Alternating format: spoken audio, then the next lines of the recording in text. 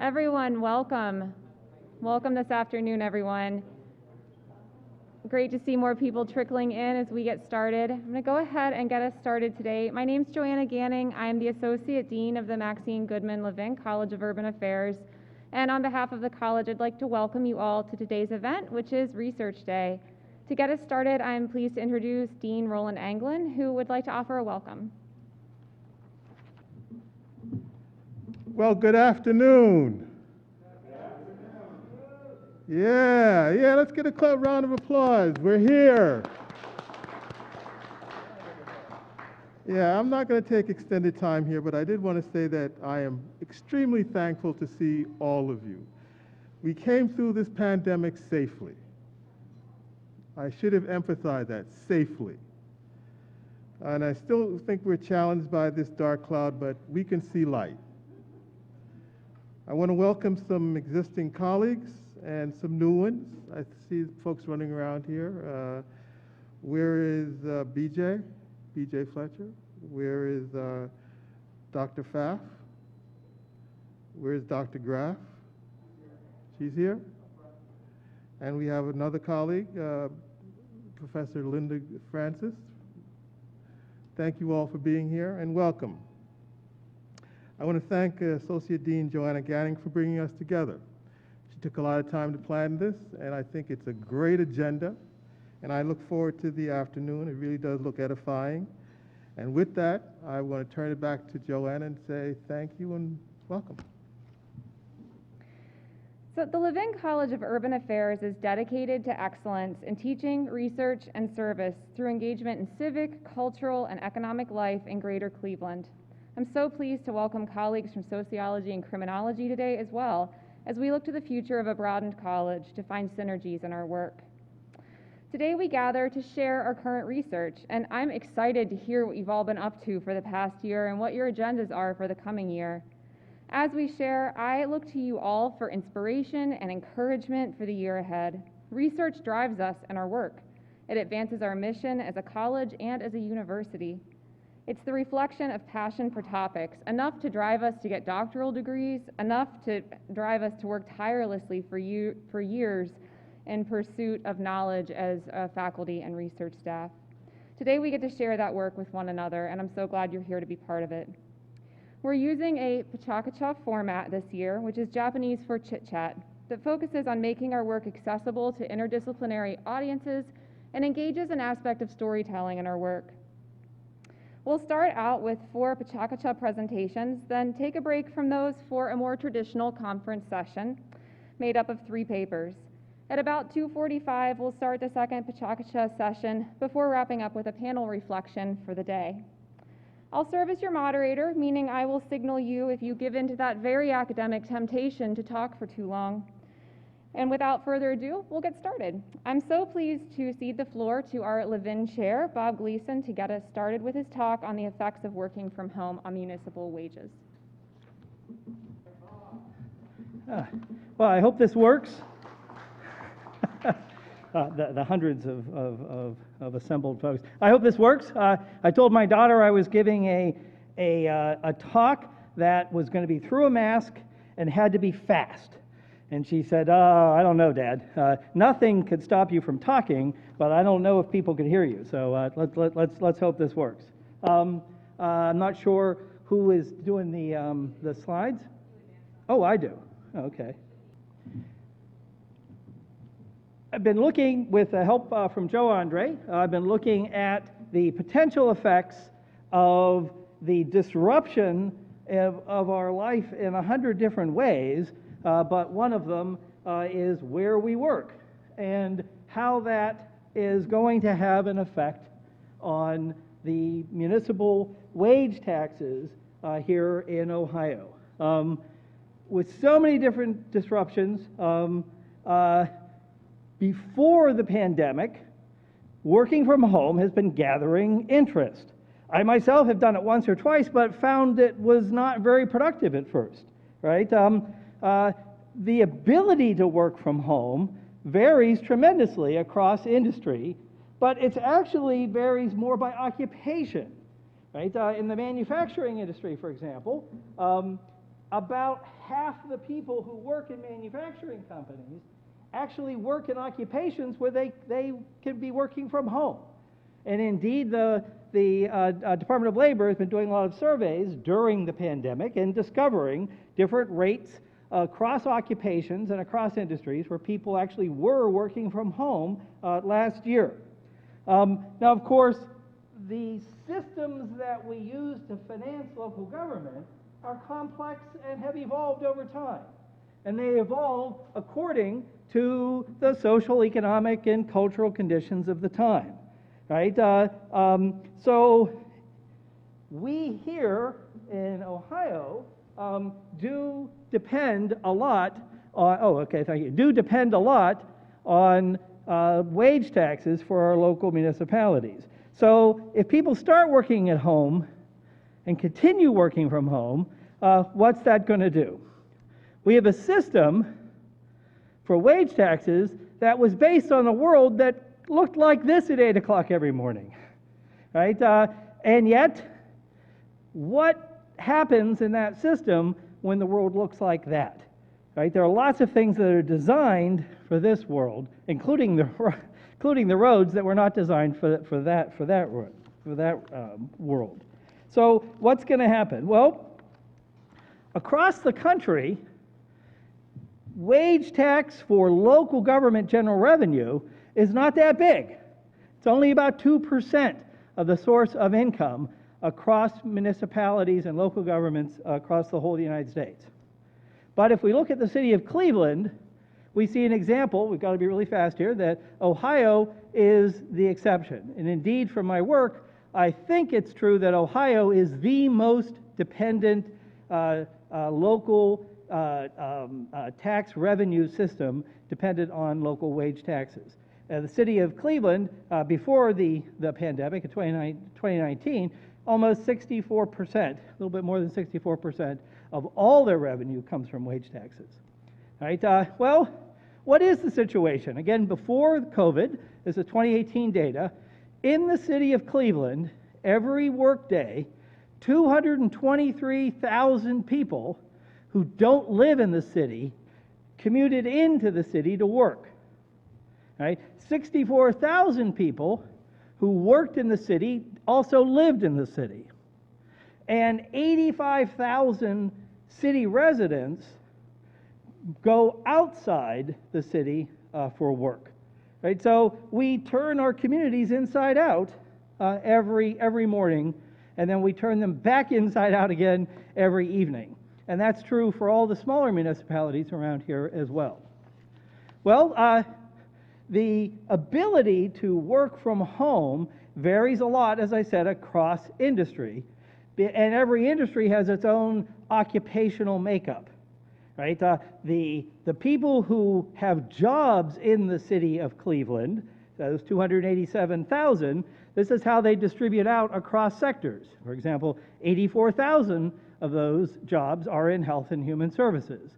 We think of the downtown as a corporate headquarters, management of companies. There are about 9,000 such jobs, right? The residents on the other side, 149,000 employed residents of the city, these people don't all work in the city. We know the majority of them work outside the city. They all have different opportunities to work from home across the industry and across occupation, just like the total workers in the city. Well, but when you develop, and it's too fast here to go into the details, but when you take all of those commute to work data, where people live and where they work, their average wages by sector, the amount of wage tax that is assessed by where they work and where they live, and then factor in all of the credits that some municipalities give to people who live in their municipality but work someplace else, right? You factor that all in, on net, if 20% of the people who can work from home continue working from home, or if 100% of the people who can work from home decide to work from home 20% of the time, right? Either way, and their wage tax is distributed accordingly, this is a quick picture of the net effect on the on the expected wage tax revenue by municipality. As we can see, this is one of the first maps I've seen of something in the Cleveland area that isn't dominated entirely by the crescent of race and class, right? Because the red here stretches out into lots of the suburban communities that have become employment centers. They're all big losers, as well as the city. Indeed, if we take a look at how this stretches across the entire state, at least the bigger cities in the entire state, every big city is a loser. Cleveland shows up at minus 5.71%, which is worth about $26 million a year. But what if the 50% scenario? We did this a whole bunch of different scenarios. At the 50% scenario, Cleveland could lose as much as 14% of its wage tax revenues. Right? This is what the whole picture looks like across the whole state. It's very interesting. You can see, look at our state capital. It's a huge, big blob of red. Right? Take a look at virtually every municipality. There are only a few that make out. And if you add it all up, if this working from home continues, on net with our existing tax structure, it creates new incentives for people it gives incentives for people to move to the unincorporated and township areas where there is no wage tax at all, and people can escape wage tax entirely. Because it looks like the net effect to the entire financial system for supporting local government is a big negative, and will only get worse if commuting from home continues with our existing tax structure. So we are going to be facing the need for some potential major reforms if the system of how people go to work and where they work is in for a permanent change. Yep. Okay, I'm going to try to get you back on schedule. We'll see. Okay, so this time of year, everybody's interested in maps, particularly politicians, because of redistricting. And this is a quick definition of partisan gerrymandering that takes place with the politicians drawing the boundaries. I think we're all aware of that concept. There's also something called extreme partisan gerrymandering, which is particularly onerous. And there are some legal constitutional issues. A premise is that your vote should count the same as mine. That's the one person, one vote idea. And that stems from the 14th Amendment of our Constitution. There's another premise that's important to consider. The government should not suppress your free speech, or mine. And that's called viewpoint discrimination, and it's protected by the First Amendment, presumably. So what have we got in Ohio? Well, here we have congressional elections for 16 districts in the last decade, and this shows the disproportionate share of the wins by the controlling party for the redistricting process in the state during this period. And it also shows the percent of the votes they achieved for their candidates over those periods. And you can see there's a discrepancy between the number of votes, or the percentage of votes received, and the wins. And in fact, it led to a series of, every election, more wins than they would have had if they had the proportionate number of seats to votes. Now, I'm nonpartisan in this presentation, so the Democrats might have done the same thing, okay? So just make that clear. Okay, and if we look at the idea of competitiveness, which a lot of people think is an important concept in our democracy, to have competitive districts, this chart shows the discrepancy between the percentage of votes for the Democrats, it's the average over all those elections during the last decade. And what's generally considered is that you should be within 10% plus 5 minus 5% of the 50% vote in order to be competitive. And you can see there's only one district which even achieves the 45% level, so that there's been a lot of packing of Democrats in the 4 districts you see to the far right in order to win those 12 out of 16 districts every election this last decade. And the House situation, I won't even go through this, but The Ohio House has a very similar pattern of a disproportionate number of wins per vote in Ohio. So there was an analysis done by Wendy Cho, who I worked with actually on some data issues, and she did an analysis which went to the Supreme Court but never got heard, because just before it was to be heard at the Supreme Court, the court decided it was not going to deal with the issue and it's up to the states. So they abdicated their responsibility, in my opinion. But anyway, her analysis was fantastic. She had a supercomputer and ran over 3 million simulated maps, plans based on the stated criteria in the Constitution, regardless of partisan data. And she had a bunch of graphs and analysis. This one shows the issue of representational fairness, where overall those 3 million simulated plans should have produced 8 or 9 Republican wins, and instead, of course, they won the 12. And you can see how off the actual distribution, which is House Bill 369, is from all those simulated maps that were produced, and versus the 12 that they won. Okay, and the same is true on the competitiveness measure that was used, another measure on biasness, and you can see all the simulations show that it's a very partisan plan that we've been operating under for the last 10 years. So as I said, the Supreme Court decided, it's not our problem, and moved it to the states. So guys like these drew the maps. Will they do it again? Do you want them to do it again? Or you could let somebody in the basement draw the maps. I'm willing, but it's not going to be up to me. Or you could let the public have the say. And in fact, there have been a couple of different occasions in Ohio where there have been experiments to see what the public could submit and how that might compare to what the actual plan was that the politicians developed. And we were involved in this one. That's the actual plan back 20 years ago.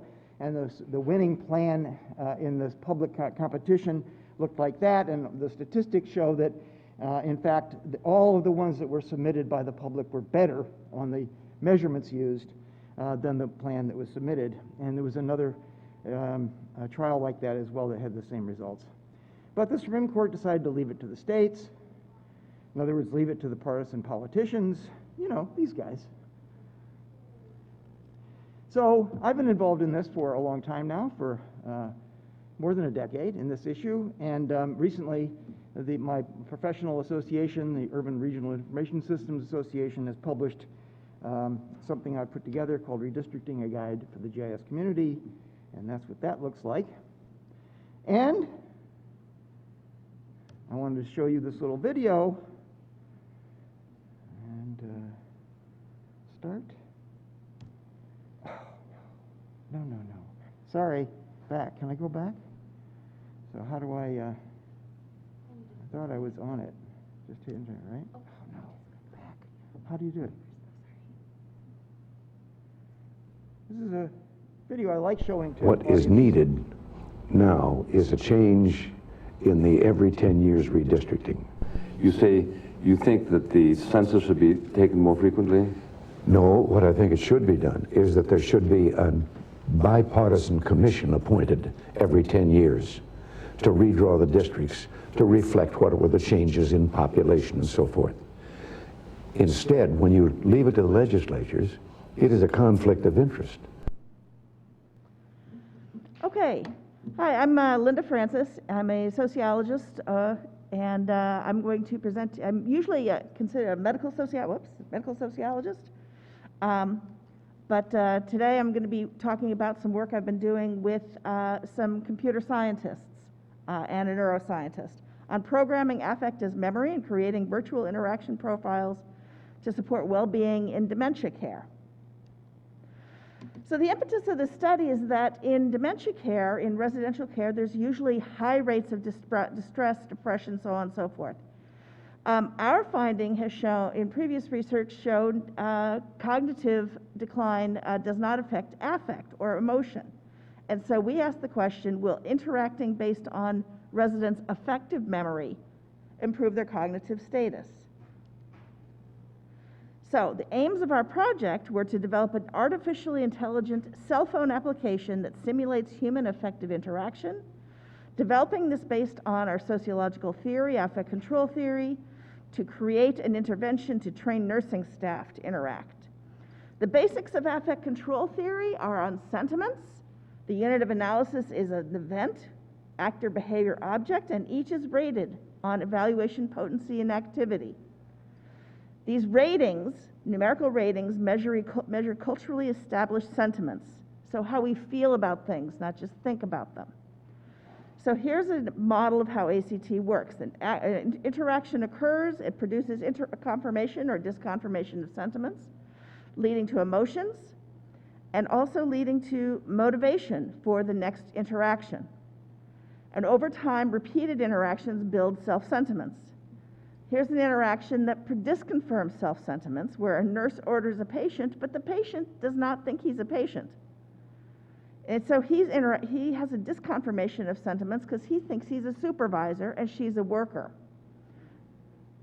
Repeated interactions like this have consequences, as you can see in a screen like in this picture. The project goal, therefore, come on, click along, was to train staff to confirm rather than disconfirm the self-sentiments of nursing facility residents using an artificially intelligent cell phone application. We will accomplish this by programming the affective sentiments of the resident into the app, and these sentiments will represent the resident's memory of who he or she has been. So we're going to be doing this by interviewing the family caregivers of the residents in a local nursing home, trying to extract their identities from those interviews.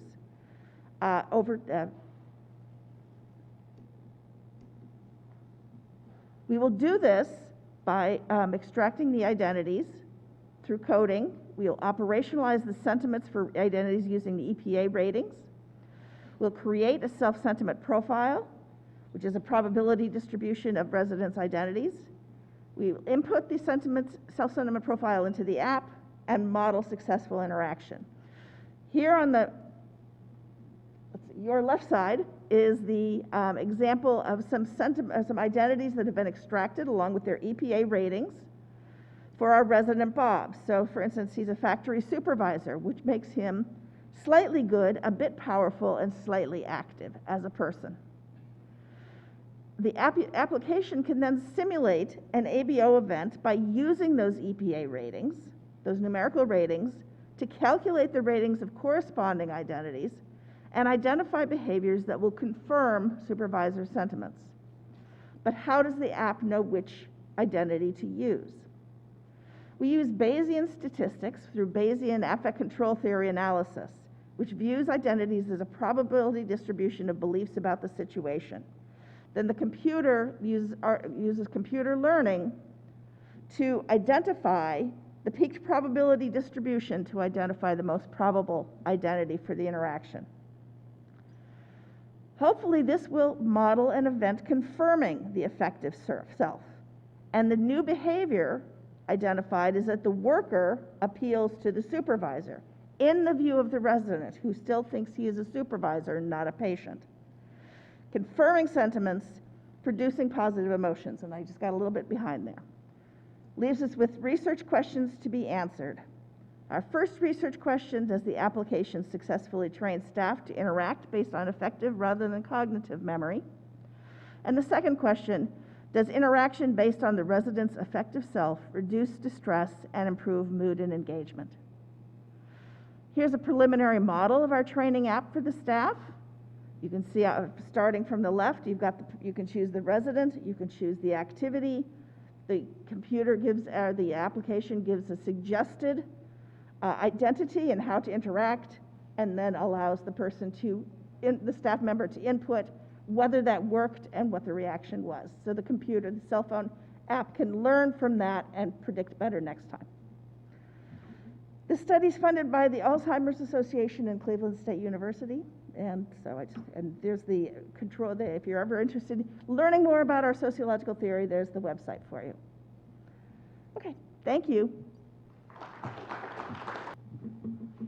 Okie doke. My slides are automatically timed, so I have to go quickly. My name is Robert Pfaff. I'm a new visiting professor here, and I'm very happy to be here to present my research on the links between transportation and racial segregation in the Motor City. And as a quick prelude, this is much larger research I'm presenting a very short snippet of, so if there's questions, I can expand upon them later. My research has three main components, the first being on race and racial segregation, and as this U.S.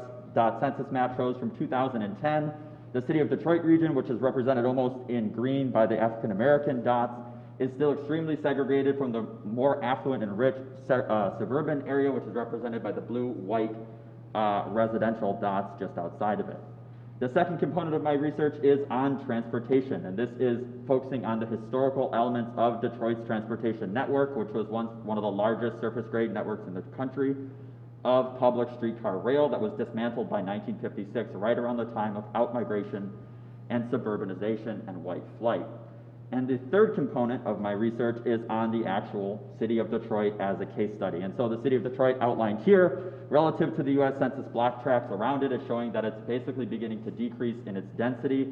And the northern and western areas of the Wayne County area are all suburban just outside the city. So this is just to provide some context for you that may not necessarily be familiar. And so essentially my research has three main components of what I'm going to be presenting here today, which is one, the growth of Detroit and the massive population influxes and changes, which in turn influenced transportation decisions as the city expanded and sought to reach out into suburban areas to maintain its influence. And finally, how this worsened racial inequities that were going on within the city. So first and foremost, the historical size of the city started at very, very small and then increased by about 5 times in only about a couple of decades. So this is an enormous influx of actual geographic area to the city that the Department of Transportation had to essentially serve and cover with new buses and new streetcars, which was an enormous challenge. And at the same time that they were trying to do this, there was also this huge shift in the historical growth of population of the city, which was not only an influx of white residents coming to work in factories, but also the influx in black residents coming to work in factories as the city began to move into the arsenal of democracy and to produce goods for the wartime effort. The key year here being around 1940, when that really began to shift and uptick in a very concerted way. And after the war, what basically happened is the city realized that suburbanization was happening, they recognized that these patterns were occurring, and they sought to actively expand transportation out into the suburbs so residents could still essentially travel into the city to continue to work. This had a number of implications, especially for the actual Detroit Transit Company, because first and foremost, they thought, well, first we have to have the legal authority to do so, and there was a statewide referendum and Proposal 3 that took care of this, that granted the city of Detroit the ability to operate within 10 square miles of the city border. It was a huge proposal that had this big fight that happened all around the city and all around the state. And essentially, there was a lot of different suburban lobbying and a lot of different highway lobbyists that were pushing against this, but ultimately the proposal prevailed, and Detroit was allowed to operate its transit system. So it had the legal authority to do so, and this was great. Everyone was gung-ho about being able to do this. But when you actually begin to think about the demographics of who was in the city of Detroit and who rode on the buses and who was actually the workers that were filling the roles in these factories during the massive shift to produce bombers for the war effort, it was predominantly African American residents. And although white suburban residents did not want black people coming to live in their city, they were happy for black people to get on a bus, come to the factory, and then also leave on that same bus at the end of the day. And so Detroit actually had one of the largest populations of municipal black bus drivers. It was 30%. The nearest city was only 7% of their total population. And this is a quote from a Detroit bus driver, James T. Jenkins, which is a black bus driver, who said, "People used to get on and take their money out and hold it in a way that they wouldn't have to touch your hand if they were white residents that were getting used to this sort of space of racial mixing on buses and on public transportation."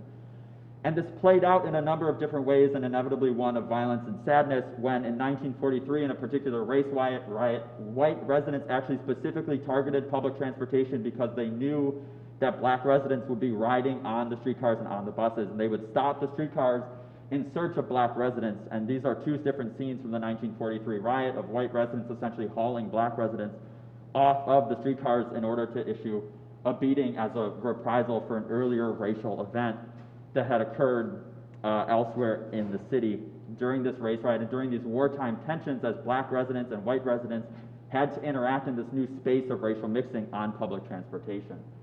The city's response to this, although the idea was to expand suburban transportation, was also to expand suburban highway networks.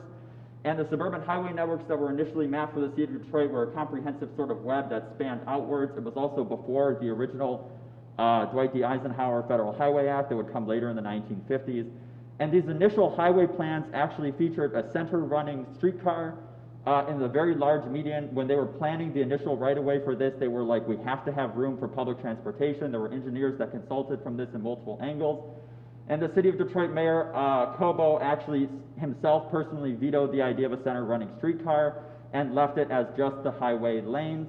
Cobo, for those of you that also don't know, is also a racist who canceled a lot of public housing for black residents in the city, not a very good person. And so ultimately by the 1950s, we begin to see a transportation decline as the public transit agency is unable to really access the different residents that are out migrating from the city and only being able to focus within the city despite having its legal authority to do so, which essentially created this perception that public transportation was doomed to fail and was horribly mismanaged and was literally running off the rails with no one having any idea what was happening within the city, and that this was just something that was bound to happen because of the forces of automobility, when in fact it's a story of racial segregation, poor transit planning decisions, and poor future thinking for different city residents. And so I would take questions, but time is of the essence. I'm happy to stay around and mingle, but very complicated presentation that I represented in a very short time. Thank you.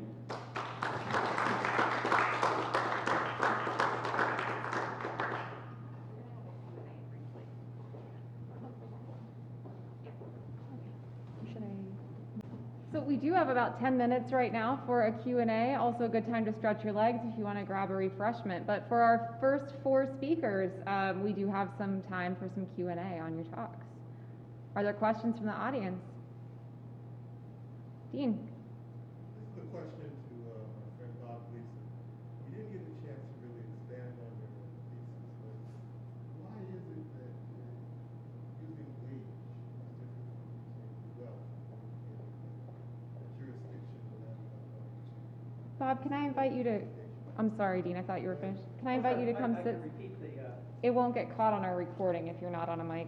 Oh, okay. So, am I close enough here? I think from the feedback I got. The question is, why using wage as a measure of wealth, as a measure of financial capacity rather than wealth? Largely because we don't tax wealth directly.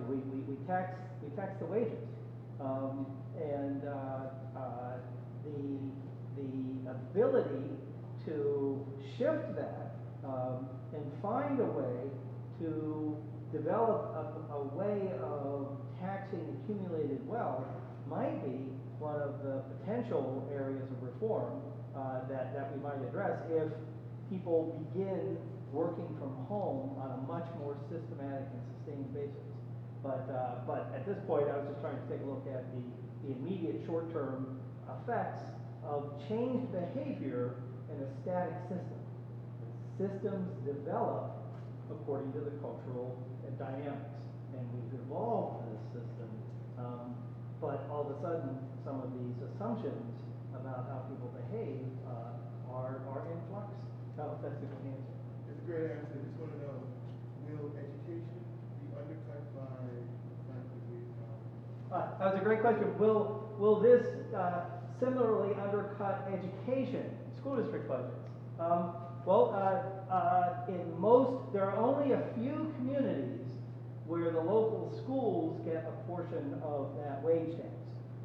Schools are its own problematic in terms of funding in Ohio. The existing system has already been declared by the Ohio Supreme Court, I believe, for more than 25 years as fundamentally unconstitutional, and yet it survives year after year after year without change. But the property taxes that support schools would not be affected by this, unless people really start moving around, and that could change real estate values.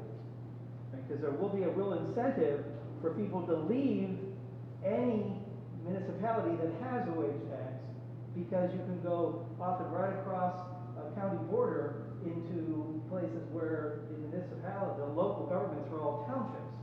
And in Ohio, townships are not permitted to assess a wage tax.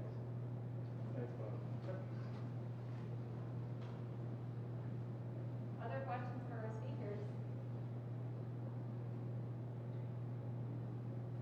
I'm curious for the presentation on gerrymandering and GIS about how the historic ability of states to always interact their own policies, like separate from the federal government, as ruled by the Supreme Court ruling, is actually going to impact the potential spread of solutions that we have to gerrymandering across other states as well as across Ohio, and how effective those changes might actually end up being if they do come into fruition.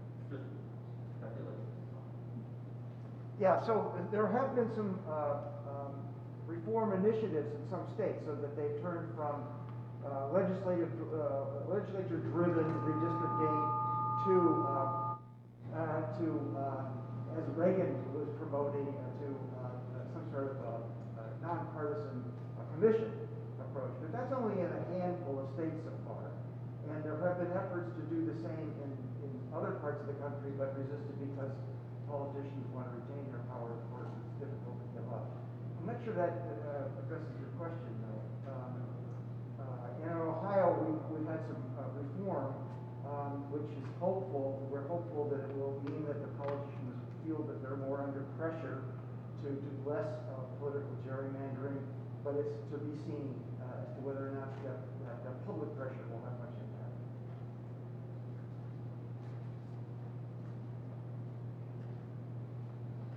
This question is to Dr. Pfaff. Dr. Pfaff, using your study of Detroit, can you make some comparisons with other regions to see if the same practical impact of segregation is poured down in transportation policy?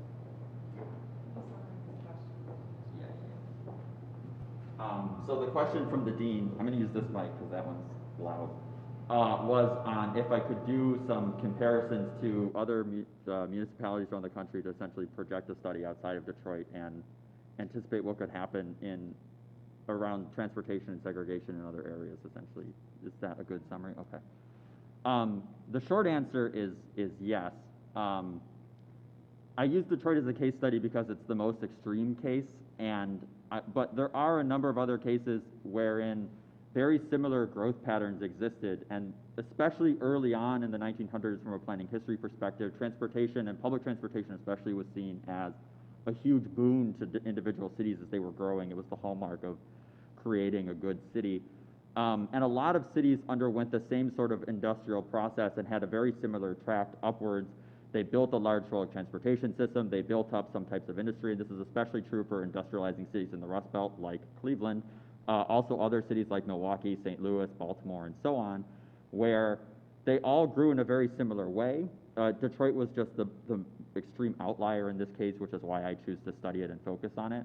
But the segregation patterns that are seen in Detroit are actually mirrored by a number of these other Rust Belt cities, and I think that that's enormously illuminating because it means that what's probably happening in Detroit and what had happened in Detroit, where there was a lack of transit funding that was actively blocked by suburban municipalities, likely also occurred in almost any other place where there was issues with municipal funding from suburbs. And indeed, I think this is true well into today, where cost sharing between cities and suburbs is enormously difficult to actually ferret out between different municipalities in different areas. And so, interestingly, I think the one statistic that I have ready to hand is that Milwaukee is the most segregated city and suburban metropolitan region in the country as of the 2010 census. I haven't checked for the 2021.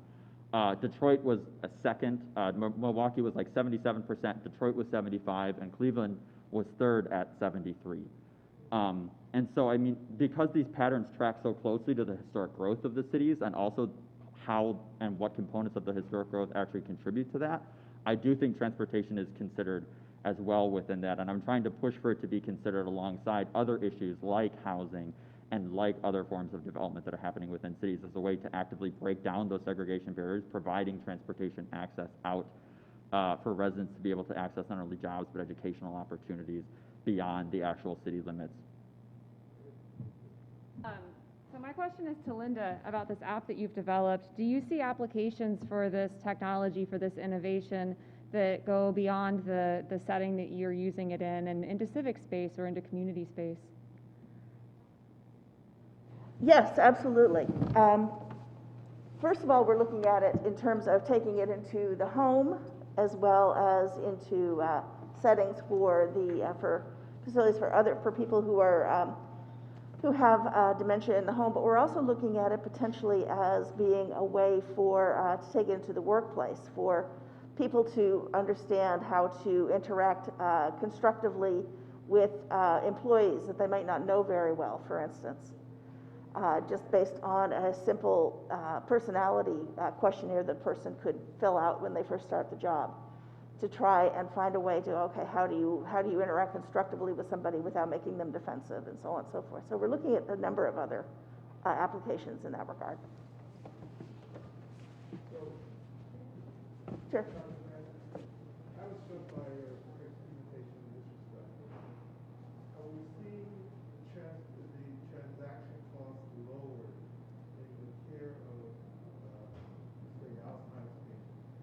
And could it be broadly applied, or is it specifically in this area? Well, it's particularly noticeable in this area because you've got people who have lost the ability to express themselves very well. No one likes to be treated like a patient or like a little old woman or a little old man, right? And especially when they've felt like, okay, this is who I've been all my entire life.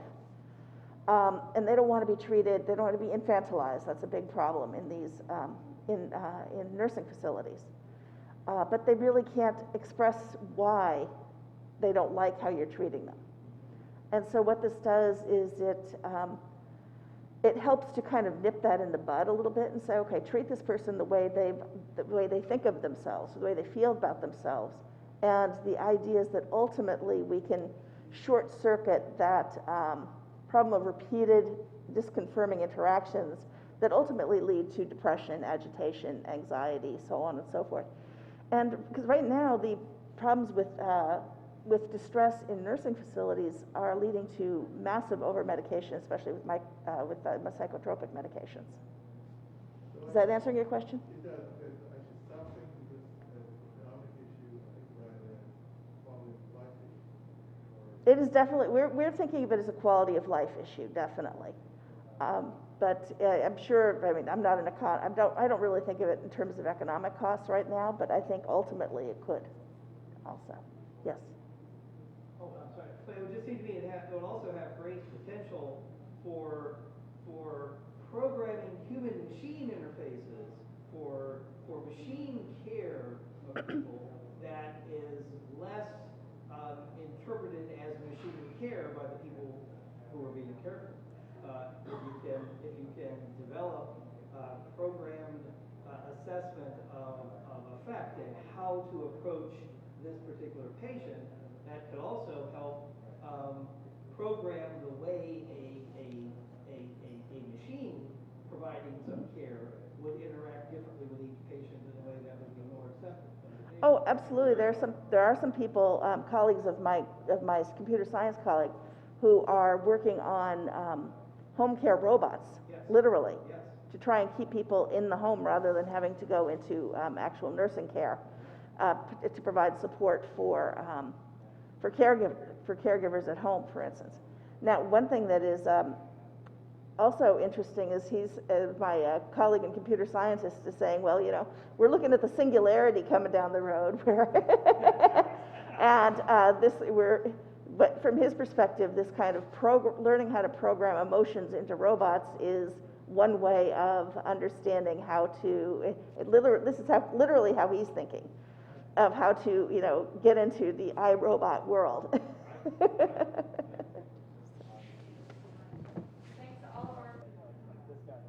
All right, everyone, I think we're going to get started on our second set. So I will kick us off with my presentation. For those of you whom I haven't met yet, my name is BJ Fletcher. I'm a visiting professor, like Dr. Pfaff said. I will be here for... All right, folks, let's get back together. Thank you, Dean. And so, yeah, I'm presenting today on a chapter that was just published. It came out, the book was just released, I think, in May, or at least that's when I got my advanced copy. So it's a pretty recent article. It's a collaboration between a colleague and I, and we were interested in understanding originally how it started was the Omaha, Nebraska, and Iowa area had some significant flooding last year, right before COVID happened. And so we were going to look at this event in sort of the disaster response sciences and emergency management in that context. And then COVID happened.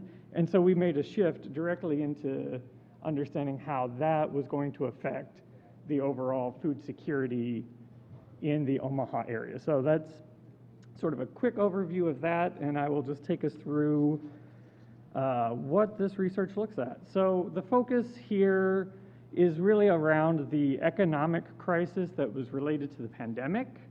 And again, it was a little early onset, so right when the pandemic was taking place, we made this shift into sort of capturing the story of what was happening and as it relates to food security. And so I'll talk a little bit about these terms in just a second. And then, so yeah, it takes a bit of an approach to look at the lenses, or through the lenses of disaster and food security. And it's a case study of the Omaha, Nebraska area.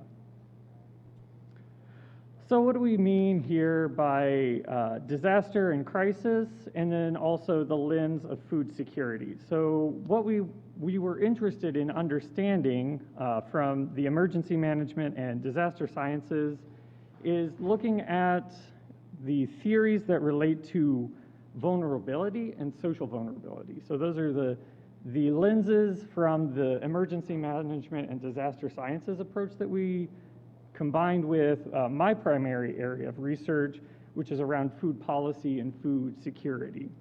And so what I mean when I say food security is the sort of traditional United States definition of having sufficient, adequate access to healthy, nutritious foods.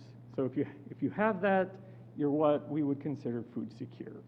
I go a little bit further and incorporate the UN definition that it also needs to be culturally relevant or include sort of food preferences.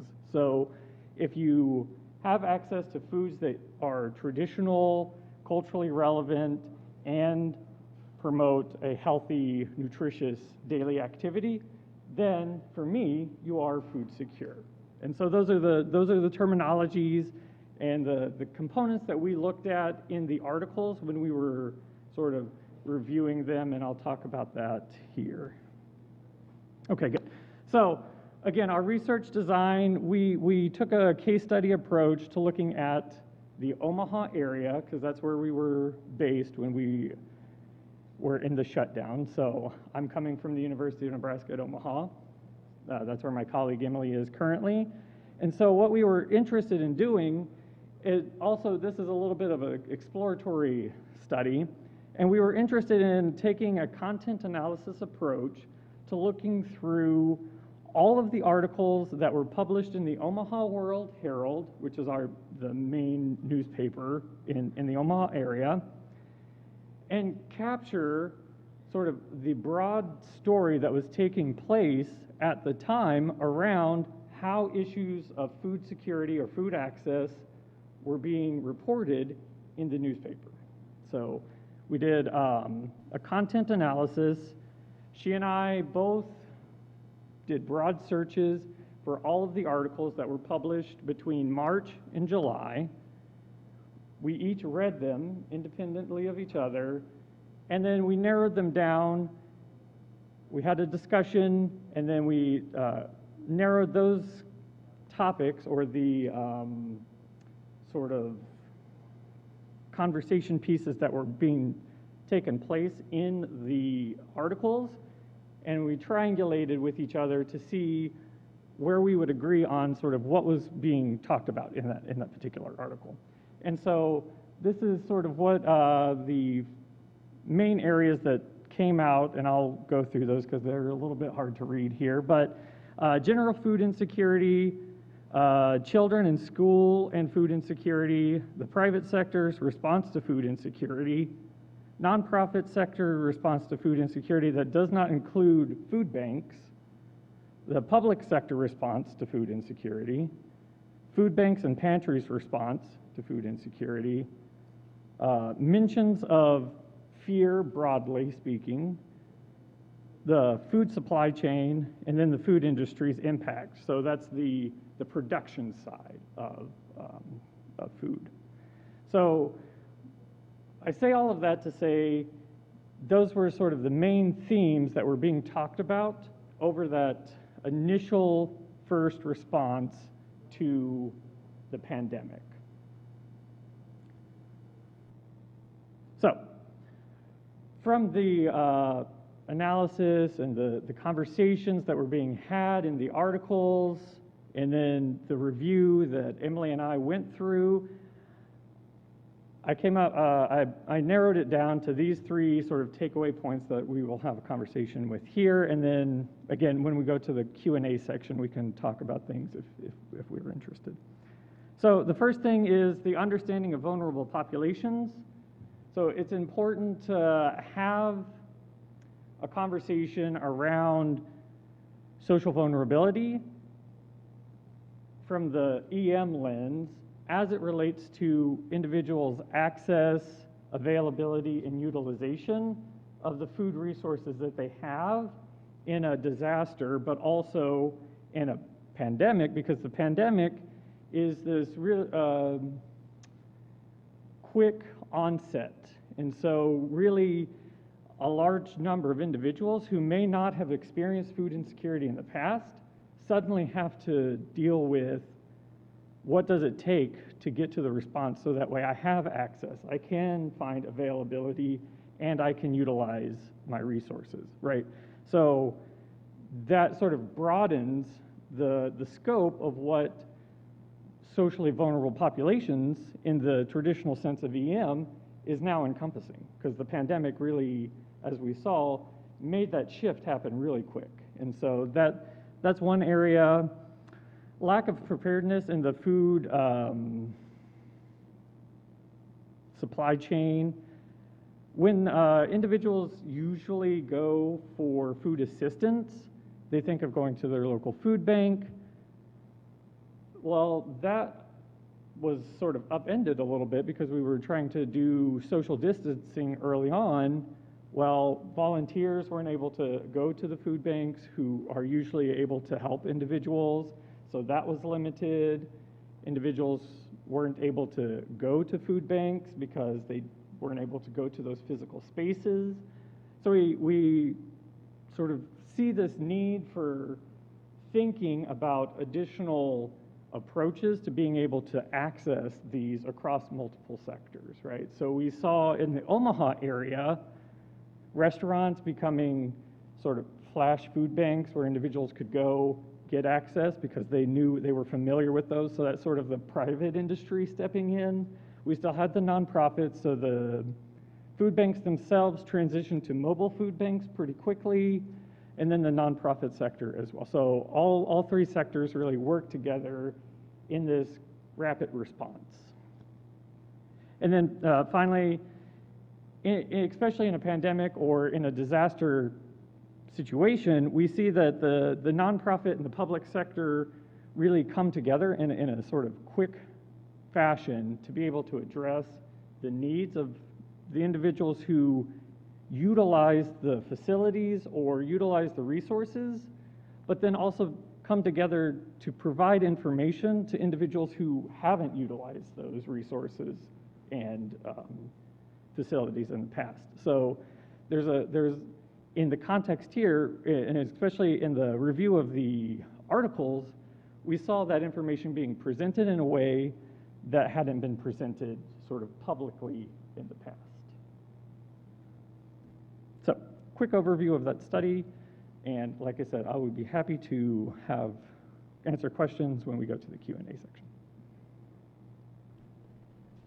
I'd like to thank Joanna Ganning for organizing this and all of you for taking the time to listen to me talk about this paper I wrote this summer called An Evolutionary Systems Theoretic Perspective on Global Stewardship, which will appear in this overview. First, the paper describes evolutionary systems theory. I'll just briefly introduce it to you here. It describes the origins and evolution of large-scale, complex urban, technological, and political economic systems in much more detail than I'll have time to tell you about here. Characterizes these systems in terms of human cognitive capabilities, population growth, space, and natural resources, and then considers the implication of how we might improve our stewardship of the inheritance we have of knowledge, culture, and natural resources. So this is generally what a generic system looks like. We've got inputs, we've got processes, we've got outputs from the system. It looks at the information that feeds back from the outputs to the inputs. The inputs can be changed in their mix. They all occur, the system occurs in an environment. You can have a closed boundary, in which case it's a closed system, or a permeable boundary, in which case it's an open system. And that same genetic structure, or generic structure rather, can be used to interpret systems of any kind, anatomical systems, industrial systems, social systems, ecosystems, you name it. So the environment in systems theory is everything that's outside the boundary of the system. And when we start looking at the United States and other advanced industrial economies, we both have technical elements in them and human elements, and so they're socio-technical systems, and they're very complex. And by complex, you think about things like the military procurement system, which is where I was introduced to it when I was a supply officer in the Navy, or Apple Corporation, or First Energy, or even look at CSU. They're all very complex systems in that they include physical and biological and social factors that all interact in all these nonlinear ways, and they exceed the unaided human cognitive capacity to fully comprehend. The way I say it just simply is they're unfathomable. And they're the present manifestations of the same intensification, integration, and stratification processes which have characterized human social evolution since the Pleistocene, about which Bob Gleason and I wrote a book a couple of years ago. And they've led us to the Anthropocene. Now, what I've put up here is a picture. One of the privileges I've had over the course of my years here has been to spend a bit of time in Japan. This is a picture of the church in Hiroshima, right over which the first nuclear bomb was exploded, and I thought it was an atom bomb, was exploded, and I thought that was a good picture to represent entering into the into the Anthropocene. The Anthropocene is what we live in now. It's there's aggregates of human behaviors, and they happen in concert with advanced technologies and errors in our thinking, and they kind of all come together, and they cause our industrial societies to have an unavoidable and dominant influence on the climate, on the environment, and other species. And so I talk about the challenges of the Anthropocene. I'm talking about things like loss of biodiversity, global warming, persistent institutionalized inequality, and the risks of all-out nuclear war that are, on the whole, failures of our large-scale complex system. They're unintended consequences.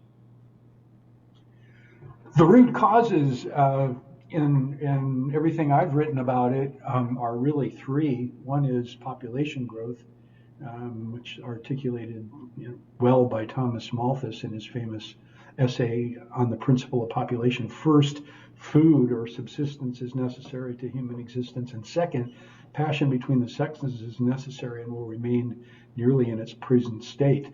And technological progress and hubris that all combine together to create these challenges of the Anthropocene. Population growth. These are some graphics that Bob Gleason and I put together that come in our book. We portrayed population over different axes to show population growth. First one appears many places. Looks over the last 10,000 years since the Neolithic Revolution. Second one has a break in it. The third one just looks at it over the past few hundred years. But you can see that it just keeps on growing, and it's going to keep on growing. That means we have to produce more food, there has to be increased demand for water, increased demand for energy, more resources, and more residual from production. In terms of technological progress, the simple way to represent it, I usually think of is in terms of stock keeping units, which is a retail measure that measures the number of types of items sold by stores. And the point is, it took about 40,000 years or 2,000 generations of our ancestors to produce maybe 100 SKUs. Then the next 2,000 or 100 generations produced about 1,000 SKUs. The next 1,500 years might have produced another 10,000. And today, in his book, The Origin of Wealth, Eric Beinhocker estimated that the number of SKUs in New York City is on the order of tens of billions. So, we just really produced more and more and more as time has gone on. And then the third element there was hubris. And these are just some examples that came from a piece by Gregory Bateson of kind of wrong-headed but conventional ideas about the relationship between humans and the world around us. It's us against the environment, it's us against other individuals. The individual or individual firm matters. We can have unilateral control over the environment, we can live within an infinitely expanding frontier, and technology is going to solve all our problems.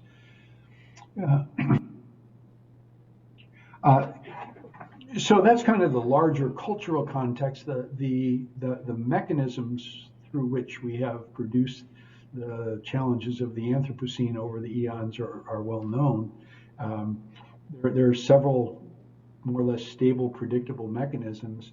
And what they have done is enabled our growing population to solve the problems of subsistence. So people need to eat, need water, need shelter.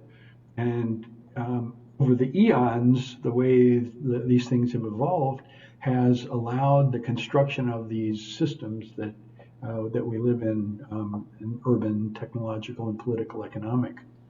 And the mechanisms that I'm talking about here are intensification, integration, and stratification. First of all, integration, the idea is that people need to eat, and we have to derive the food from our environments. And this sets up a positive feedback loop. People reproduce, the population grows, that depletes the existing resources, creates pressure to innovate, create new technologies so that we can more efficiently exploit the existing resources. And that's called intensification. And once we deploy the technologies to improve the exploitation of our resources, then we can start to grow the population again.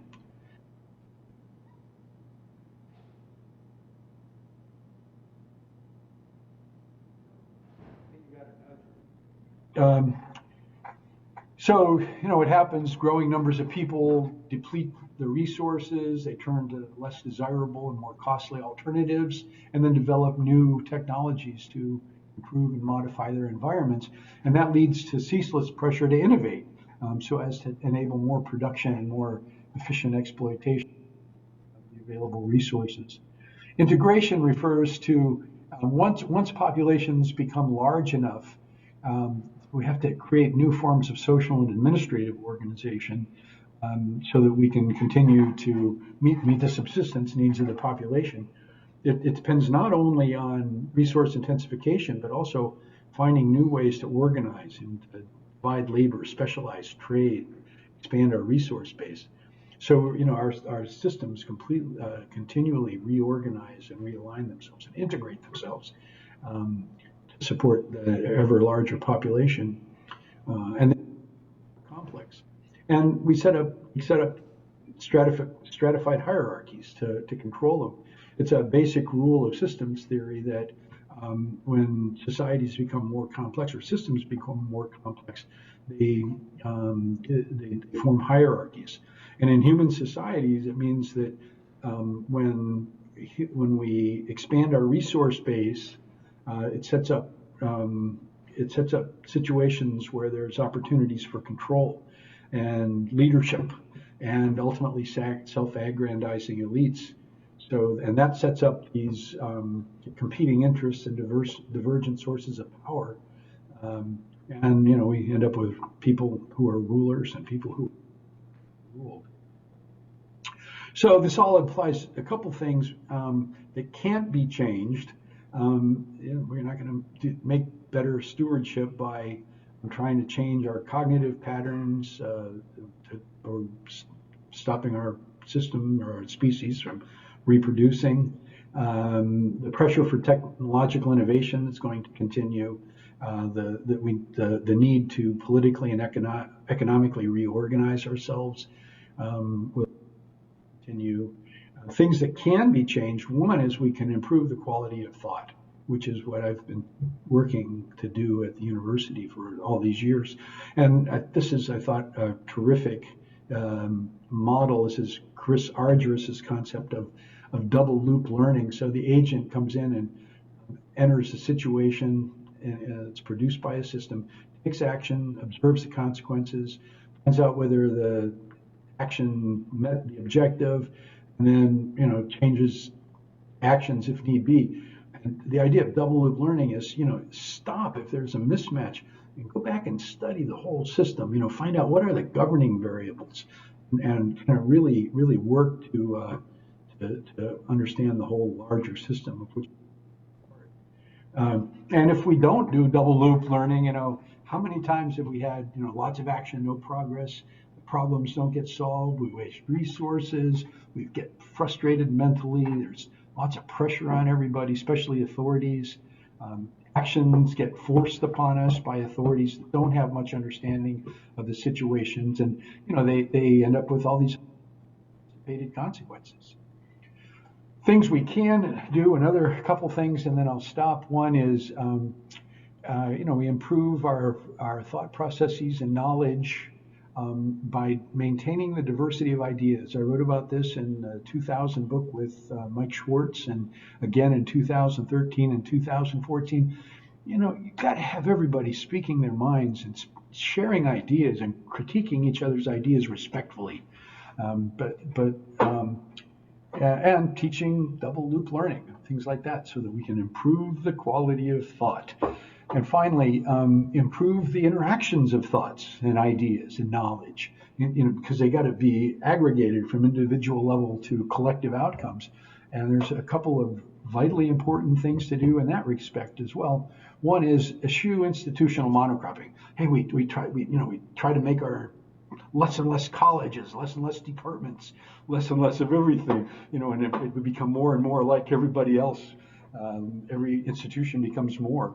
The thing Eleanor Ostrom kept saying while she was alive was understand and protect institutional diversity. Provide opportunities for high quality thought to enter into the picture.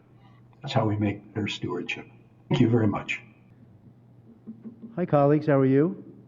Thanks for coming out on a Friday afternoon. Jonah, thanks for organizing this.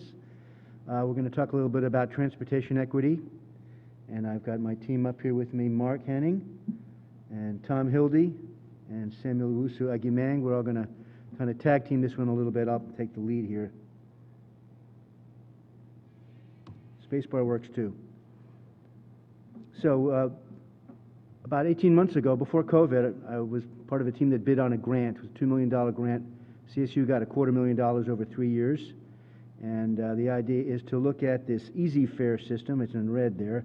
It's a touchless payment system where you can acquire access to transit without having to touch money, which maybe goes back a little bit to Rob, not in that negative sense so much, because we were sort of interested now in terms of COVID, because all of a sudden not having to handle money is a great asset. So anyway, the idea is we're trying to look to see if this touchless payment system can enhance access to quality of life for the people that ride transit. So we're part of a team. It's run by NeoRide. They're herding 11 different transit agencies, 10 of which are in Ohio. And they're all participating in our survey, which we'll explain shortly. We have other transit partners that provide transportation services like Move It and Transit App and Uber. And then we have some other consultants that are listed there, Masabi, CalStart, and us. Masabi basically deals with what's called a validator. It's a hardware that gets put on a bus, and it creates a chirp where a certain account will use, they'll access in, getting onto a vehicle at a certain date and time on a certain Latin lawn. So we're going to be able to run with that as well. Our job is to do the evaluation and to collect the survey. So what we're really looking at in a nutshell is, does the payment system provide users access to the places they want to go? All those places listed up there. Basically, we're looking at generally lower income people, and we're particularly interested in unbanked, underbanked, and people with disabilities. So we drill down to look to see if those particular populations are being served better or worse.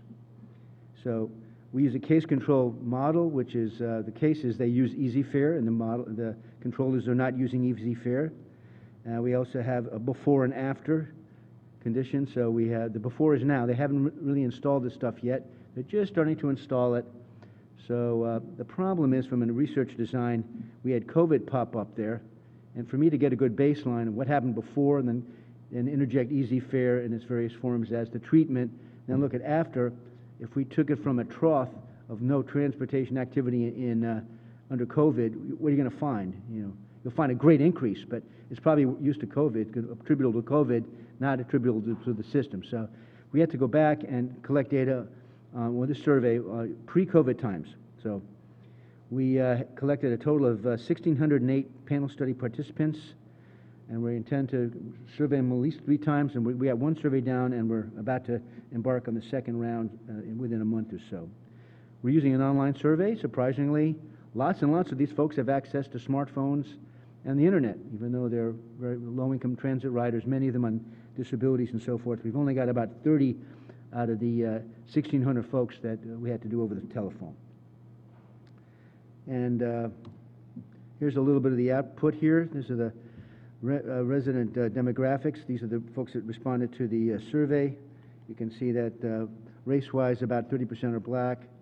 Household incomes, about 40% have incomes below $20,000 a year, probably for the poverty line. Anybody with a child, that's below poverty line. If it's a single person, it's probably above. About a third receive government assistance, and you can see even groups like unbanked, which we're keenly interested in, about 16%, equates to about 200 people there. So it's a fairly good population, and we can get some statistical analysis based on these subgroups. So this is the first blush at Easy Fare. We really haven't gathered any before and after data. We just ask them, do you like to use it? And so far, they love it. All right, so now I'm going to break it down into bits. The last time I had a project like this, which was on green office buildings, it generated 9 scholarly papers over 5 years. So we're already on the way for 3 that we're going to show you, plus a dissertation or 2. And what I'd like to do is walk you through the 3 that we've started to date today. And I'll present the first one. I'll set up the second. I'll turn it over to Mark. And then Tom and Samuel will do the third one. And some of the stuff is also Samuel's dissertation track. So the first one has been accepted and published in Transportation Research International Perspective. And I didn't want it to be on COVID, but it is. COVID is what we had. So this is the flag abstract of the paper in a pretty nice little journal, or Elsevier journal. So now I'm going to show just some of the levels of analysis we undertook for the paper. So for this one we had, look, there's you got exploratory research, descriptive research, and explanatory. So this paper does get to the explanatory stage. Right here you're looking at some descriptive statistics of the pattern. So what you have here is the pre-COVID and during COVID changes. So you can see shopping, for example, is a popular trip shown on the left, and you can see that there's a decrease among all riders, not necessarily unbanked ones, but all riders are showing a decrease of maybe 15 or 20% there. Work, actually that's the one that goes down the least, because shopping's a acquired activity. Work is going down a little bit more, but work's complicated because some people work from home. Then you can see things like worship and recreational activities. Those are going down a lot, over 50%. So you can see that certain activities are decreasing a lot and others not so much. And we have the statistics there to back it up. Then we have another one by mode. You can see most of the folks are traveling by bus, but we also have ride share and walking and so forth, all the various ways you can get around. So we're primarily interested in buses, and all the validator stuff are on buses, or some of them eventually will be on paratransit, but for now they're all on buses. And you can see that buses is the main mode. And then again, I'm not going to test you on all the statistics minutiae, but just to let you know that we did run some pretty heavy regression models here using different forms. And but we're basically finding here, we're looking at the decrease in weekly trips before and after COVID. So you can see, for example, that females had a larger decrease in trips, whereas unbanked people really did not. Surprisingly, their trips were stable or went up. So it seems like fairly low-income people didn't really change their travel behaviors too much. And people that were working, people that own homes, people that were married with kids, they changed it a lot. All right, second paper. And by the way, I should mention we're always co-publishing with some other folks on the team that are outside CSU. In this case, Catherine Conrad is the NEO-RIDE coordinator, and she's going to be on a couple papers here. So this paper, and I'm going to turn it over to Mark in just a minute, so you get the 2-second warning here, Mark. We're looking at the unbanked folks, who they are. They're underbanked, another category of folks there. And we're trying to just describe who they are. At this point, we're eventually going to have some regression, but we're not at that point yet. We have the paper accepted at the ACSP conference, which is in about 8 weeks or so. Anyway, so this paper uses the larger data set, which has all 1,600 respondents. And one thing I'll do for Samuel, some of the theory underneath the low income, we are looking at some of the published literature to see how we organize the literature. And Samuel's dissertation is hopefully going to be on some manner of transportation equity, and so he needed to rely on this literature in order to formulate his research questions. And we took our survey, which is mostly oriented toward easy fare, and we slipped in several questions that he'll be used for his dissertation. Mark? Thank you, Roby. I think this graph shows some of the results from the first study that we did, where we were looking at the decline in trips, weekly trips before and after COVID. So on our survey, a couple of questions we asked how many one-way trips they were making per week before COVID, and we saw a decrease of about, after the onset of COVID, the average rider made 5 fewer trips per week. And then we also asked them how many riders were what we would call high-frequency riders.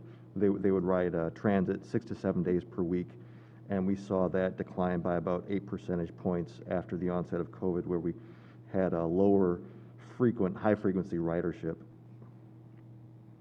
And this is more describing where riders generally were traveling to, what destination types: school, place of worship, personal business.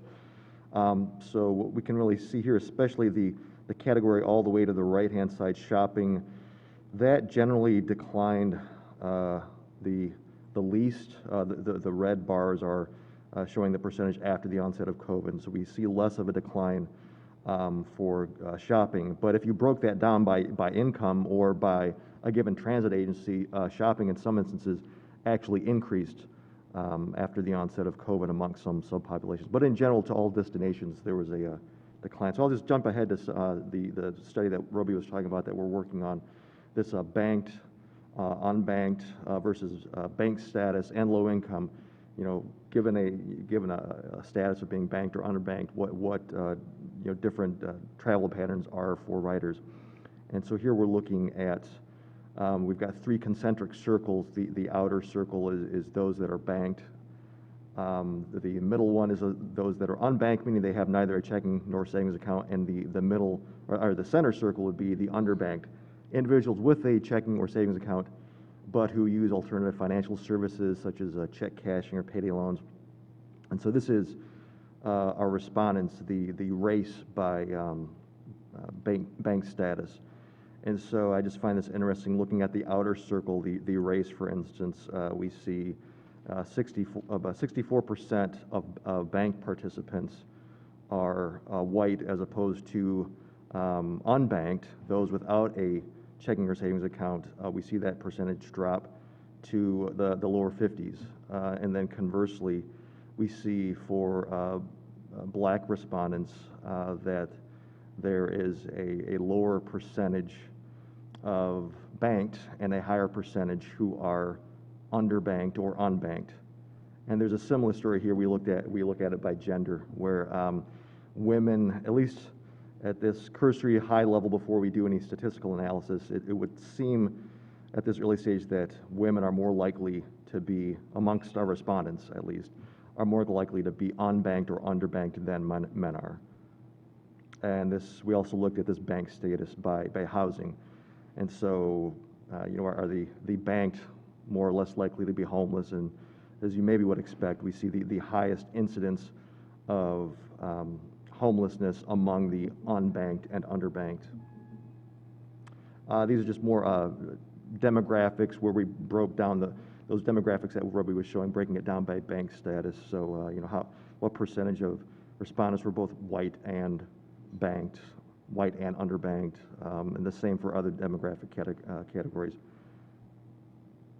Let's see, here we have, finally, I think on my end, yes, we've got weekly travel destinations amongst our respondents by bank status. And this is really telling the same story, where we see a decline after the onset of COVID and the percentage of writers going to different travel agencies. But this just breaks it down further. It's like, okay, does a banked writer, what is their change in travel frequency after the onset of COVID compared to an unbanked or an underbanked writer? And with that, I will hand it off to Tom. All right, thank you. By the way, thank you for letting us present as a group. We're doing this again in a couple weeks at a conference. So, hello everyone. For those who don't know me, I'm Tom. I've been working on the GIS component of this project. And I'm looking at a smaller sample of writers who have participated in the Easy Fare program and also completed the survey. And so when writers use Easy Fare, it records the location of that validation scan as well as the date and time of that scan. So we have the opportunity to analyze the resulting spatial data for each participant and link that data to their survey responses. So the goal of this paper that's in progress is to identify differences between the travel patterns of unbanked and banked transit riders who are participating in Easy Fare based on that scan data. And so we're particularly interested in economically vulnerable participants and how they are utilizing transit versus less vulnerable riders. And I think Roby explained the unbanked versus the banked categories. We're also including underbanked folks as well as extremely low income participants who have annual incomes less than $10,000. And we have a rich data set that includes a lot of information. It's continuing to grow each month. So at this stage, we've been using primarily exploratory and descriptive techniques to identify patterns and develop analytical methods to answer these questions. And so we're looking at things like the geographic distribution of scans and the travel distances of riders. What types of trips are they taking? What's the purpose of their travel? What's the dispersion and clustering of this scan data?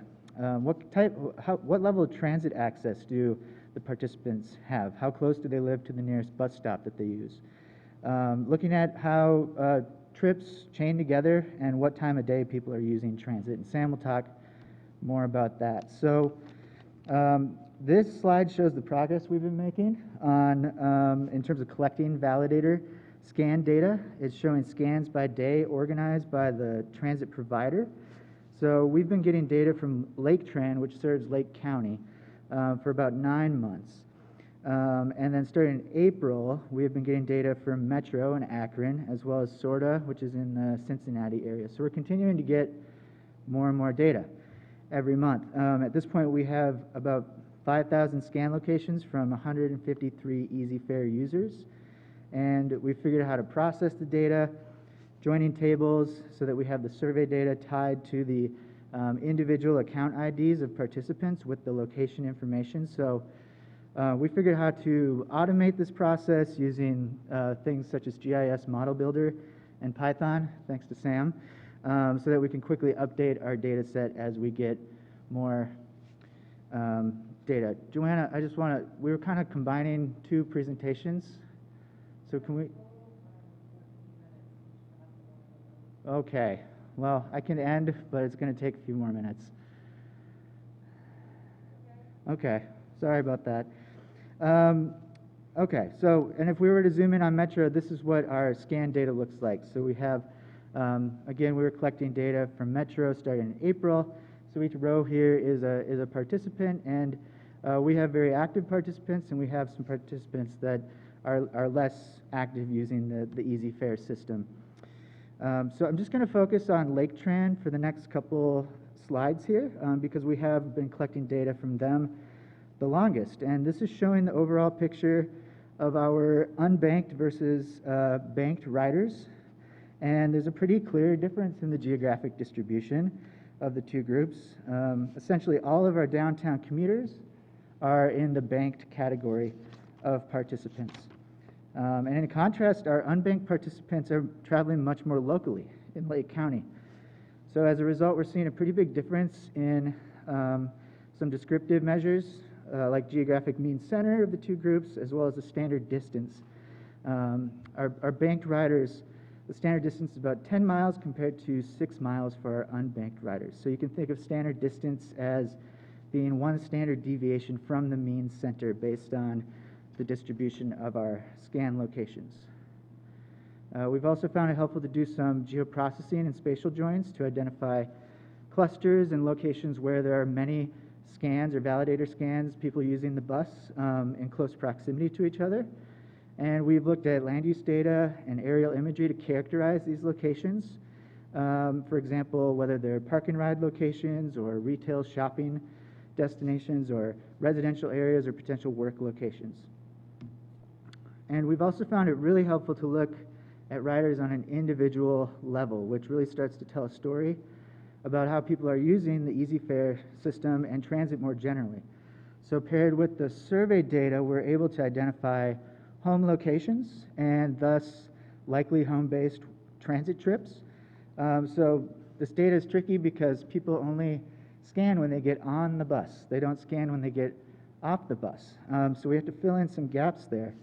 However, with the survey data, it helps us make confident assertions about travel patterns. So for this participant, for example, who we know is a part-time stock person and who doesn't have a vehicle or a driver's license, they're primarily using Easy Fare to get from home to work.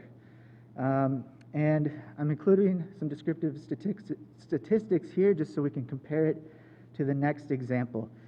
So let's take a look at another person here. This person is retired and who also does not have a vehicle. And so you can see the contrast here. It's much more dispersed in terms of using the bus. They don't have a workplace to go to. Their standard distance is about 3 times what the previous example was, yet their mean center is about half the distance from their home location.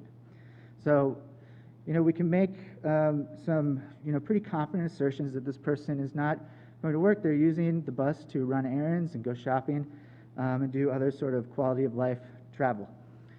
All right, and so that is some of the stuff I'm working on for this project, and I just want to finish with this kind of confusing table, which I need to update, but I just wanted to highlight that we have many demographic groups, and they all sort of have a lot of overlap with each other. So for example, along the top row, 15% of our participants are underbanked.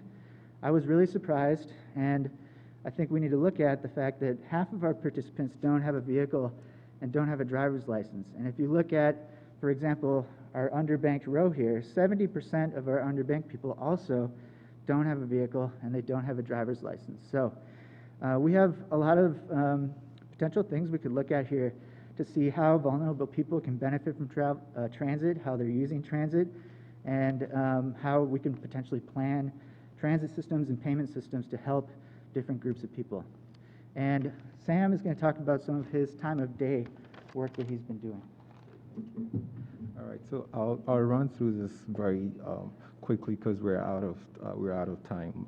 But So based on interest in the demographic groups that we have in our data, we decided to look at the hourly trip counts, and this is important from an equity perspective because some cities, for example, have explored pricing dynamic pricing strategies where, for example, during peak hours, they might decide to raise fares by a little bit and decrease it for off-peak hours. And when they're doing stuff like this, they're looking at overall demand. But what is it like if we look at the actual demographic groups, what the demand is like at various times of days? So, for example, comparing the banked to the unbanked, we can clearly see that the banked usually travel heavily during the rush hours, which is between, for the purposes of our study, between 6:30 and 8:30 in the morning, and then from 4 to 6 p.m. But we see more of like a gradual increase during the day for the unbanked population, which is sort of in between the two rush hour periods. And over the weekend, we see a higher volume of travel for the unbanked group. And comparing gender, female to male, we see again an earlier peak for the for the males, and then a slightly later peak in the morning for females. And we also see an earlier peak after work for females compared to males. So for the females, the after work peak hour is at 4 p.m. and for males it's after 5 p.m. And we're also interested in the single mother group because it sort of overlaps with some of the other demographics that we are interested in. And looking at age versus seniors versus students, for example, we can see, as we would expect, almost close to no travel for students during the weekends. And during the weeks, we see all these very frequent spikes during the day, and more of a gradual travel off-peak hours for the senior group. And we also were looking at zooming in from the level of from the aggregated level to the individual rider level for some of these groups that we were looking at. So taking, for example, the maps that Dr. Hildy showed earlier for the part-time staff person versus the retired person, what is their hourly travel trends like? And this sort of helps to look into more details at what we are seeing at the aggregated level. So I'll turn it over to Dr. Simons to conclude. So we're about to turn the page and start our second survey, and we look forward to successfully generating more research. That's all we have. Thank you so much. Hello, please continue with the ice cream. That will make my presentation only happier.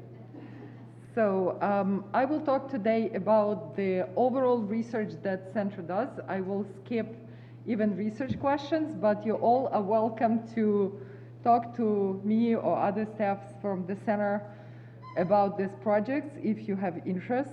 So this is a former capacity of the center. I just didn't have a newer picture. Just want also to let you know, those who don't know, Matt Ellerberg left about a month ago. He was stolen by our dear friend and partner, Jobs Ohio, who now has requirement to be a resident of a state of Ohio and to be able to show up for a meeting maybe once a month. So Matt is still in Cleveland, but our workforce, similar to Bob's study, is employed elsewhere. Today is Marissa's last day, and that was a great sadness and a great pleasure. I like her new challenge and new move, and we are rehiring for that position as well.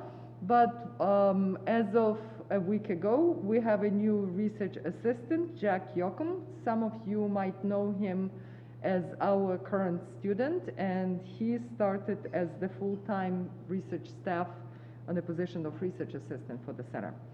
So the center continues to do work in assistance to local governments, businesses, and other organizations in Northeast Ohio and Ohio.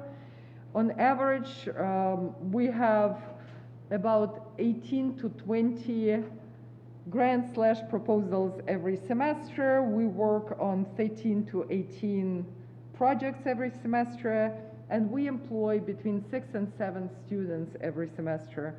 So we try to work hard to fund our students, but I also should say we appreciate our college and grad college who support tuitions for our students. And this situation is changing, and I think that's worth a discussion for a college, how to give our students opportunity to work in projects that don't allow tuition coverage. So I will talk about the major research projects and also research opportunities that we have at the center. So besides being the University Economic Development Center, we are funded by United States Economic Development Administration, and we are US EDA University Center. We work on a number of projects right now covered by the federal government, not only University Center grant, but additional funding we received from the federal government.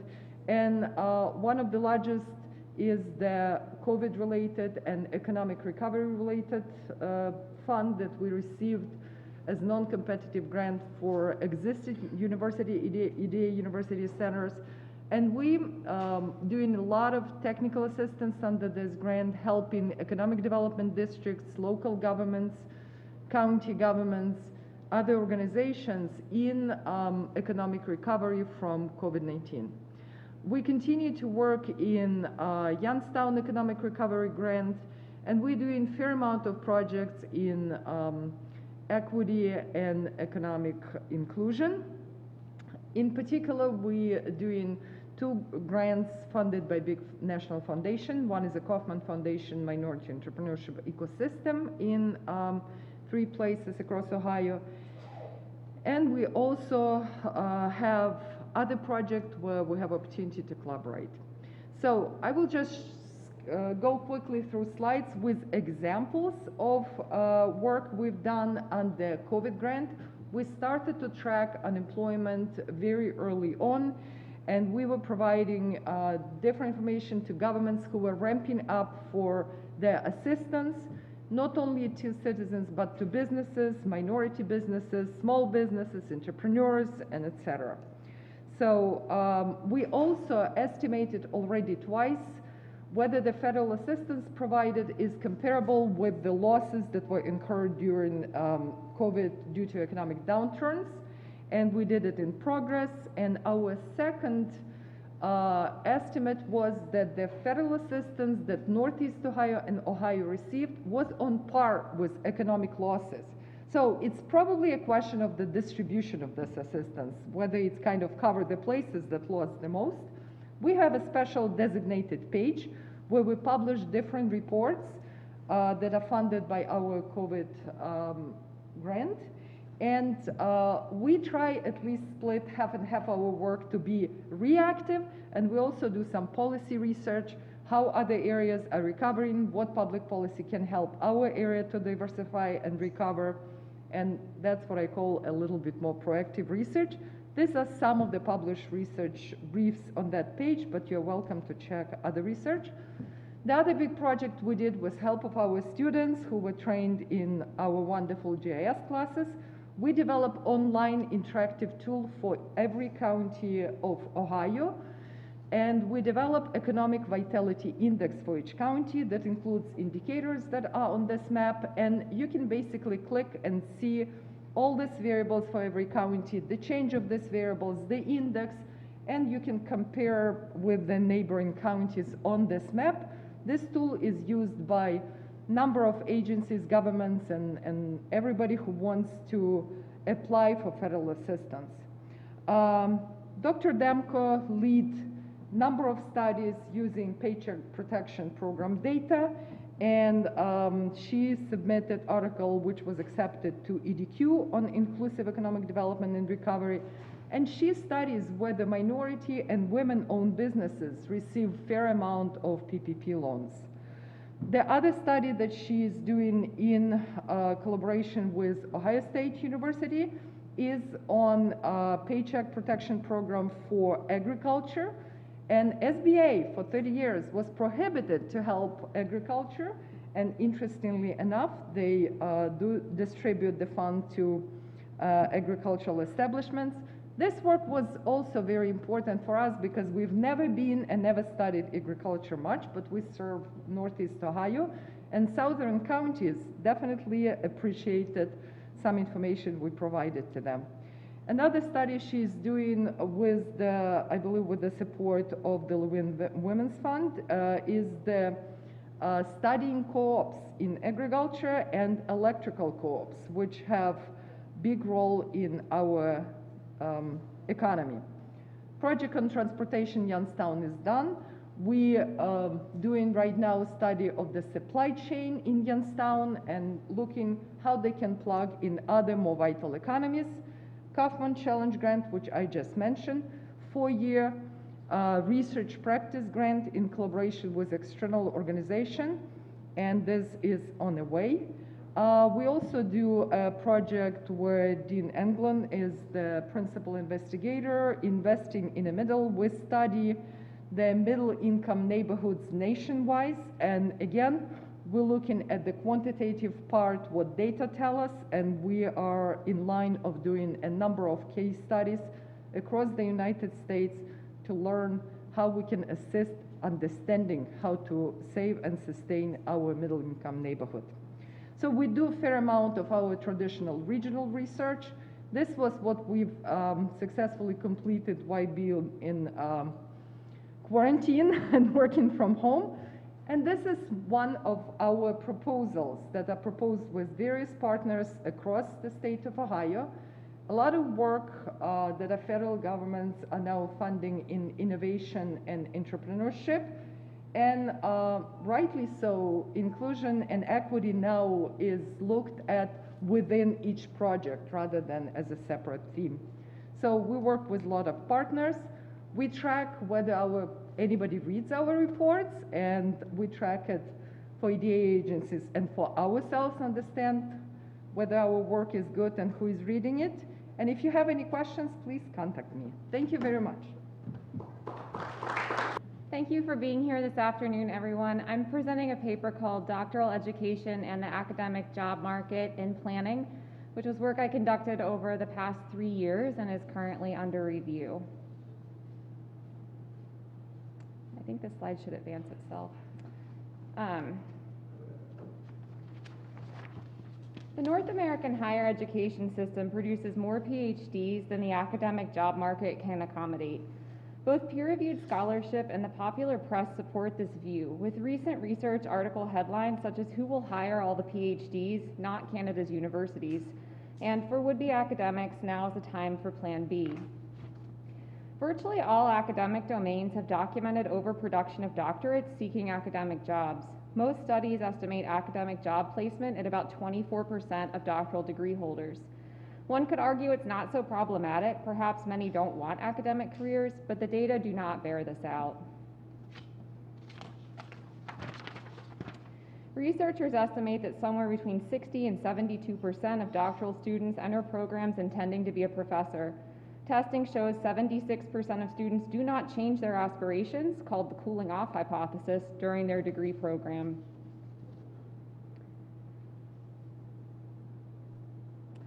Further, doctoral education has been growing. In the EU, the number of new doctorates increased 56% from 2000 to 2012, and the number of doctorate recipients per year in the US over the same period increased by 23%. From 2007 to 2021, 7 new PhD programs in planning opened at ACSP member schools.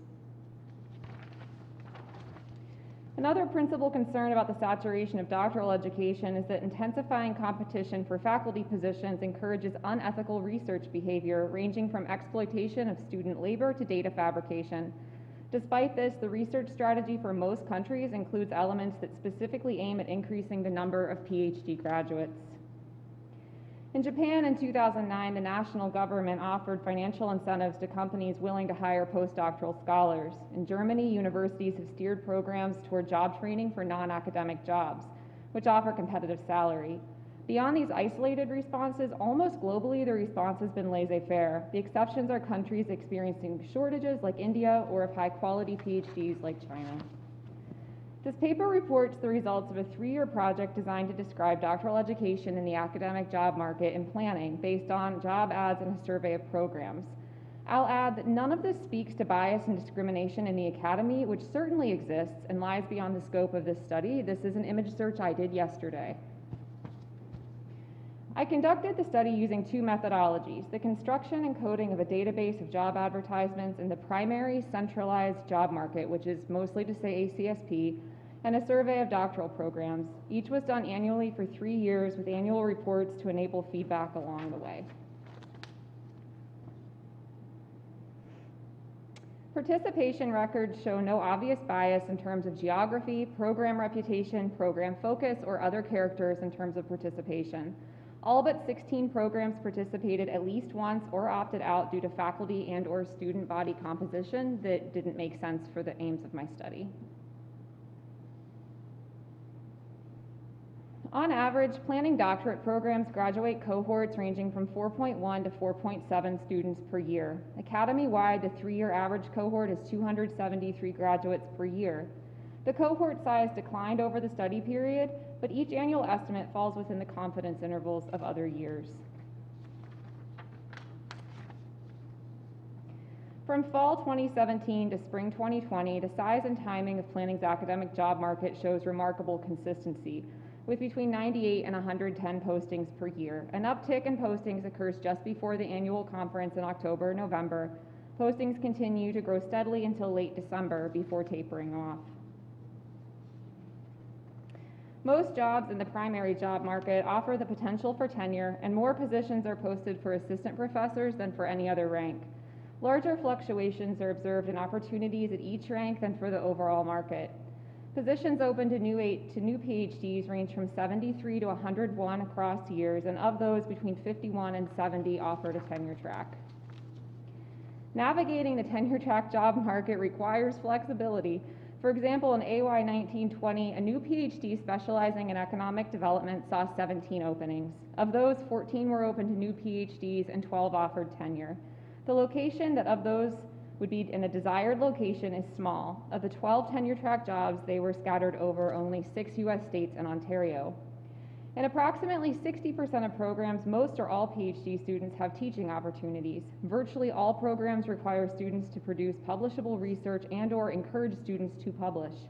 Across the data, 64% of programs report that most or all students publish in peer-reviewed journals. The competition is stiff.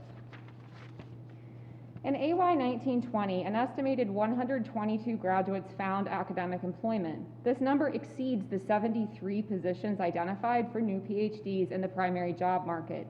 Lateral hires likely pushed another 10 to 20 graduates into the secondary market. Our primary job market is a market for 1/4 of our graduates. And if you were wondering about the effects of the pandemic, in the beginning, it was really abysmal. You can see that in October, November, December, the height of our job market, we were at about half of what was normal. In the end, caught up to about 80% the size of a typical market. I'm still running the final numbers on this.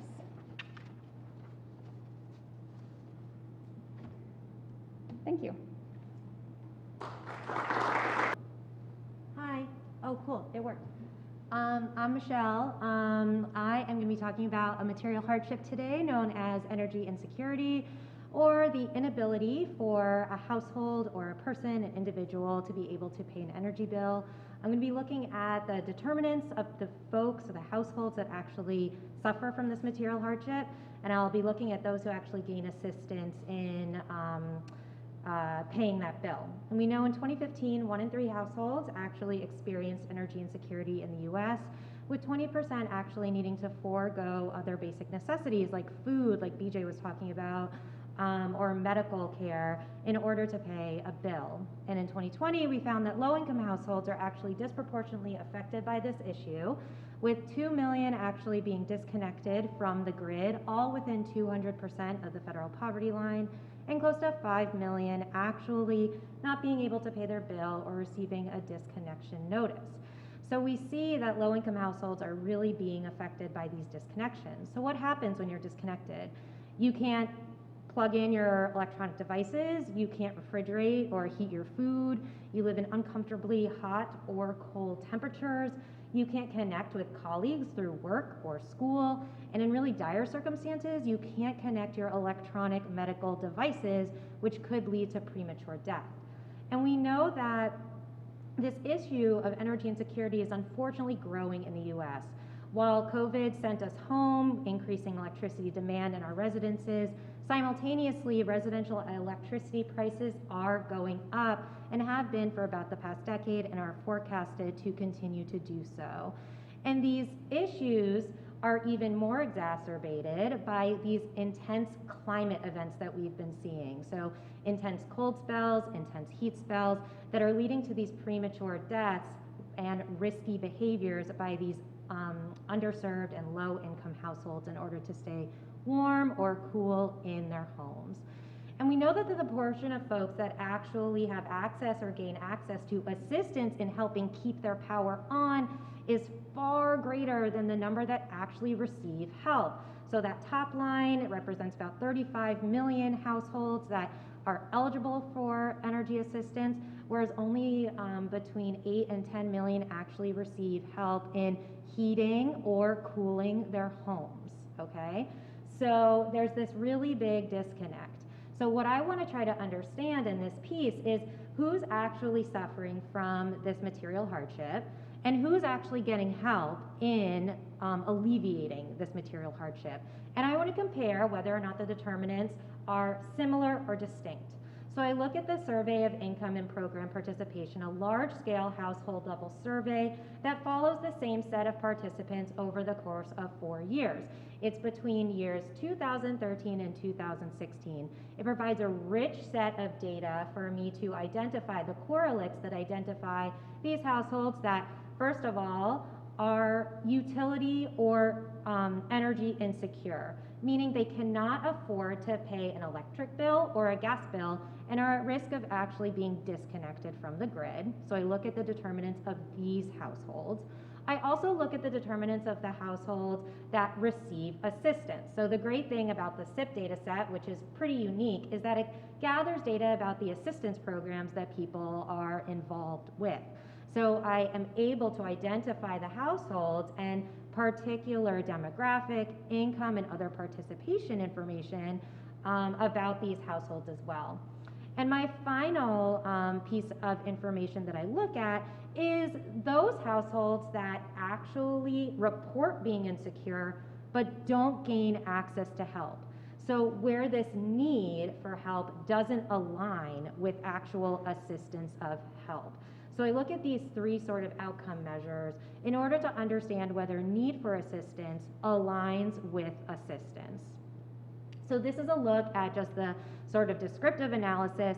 We see that between 10 to 12% of my population or the population is utility insecure, with only 5% across each given year actually receiving help, which means that those that are reporting insecurity but not receiving assistance is between 7 and 9% on any given year. So this is a look at my results. I cheated, Joanna, I'm sorry. I put this like 4 times to give me a few minutes to like talk about it.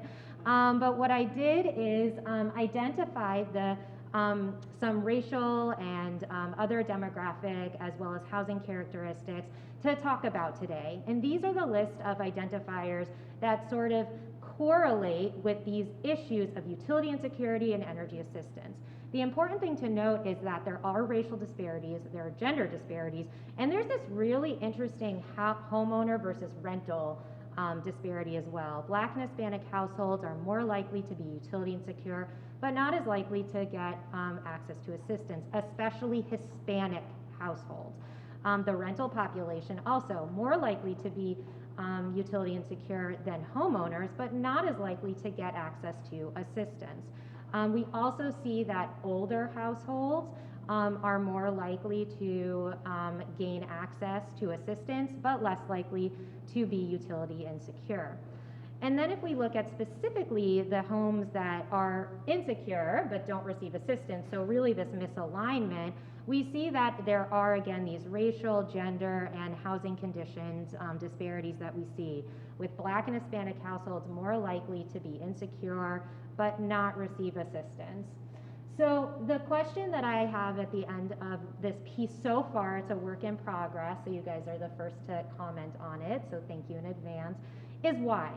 Right? What are the causal mechanisms that are making it so that especially the Hispanic and the rental community I'm mostly interested in are more likely than their counterparts to be insecure but not receive assistance?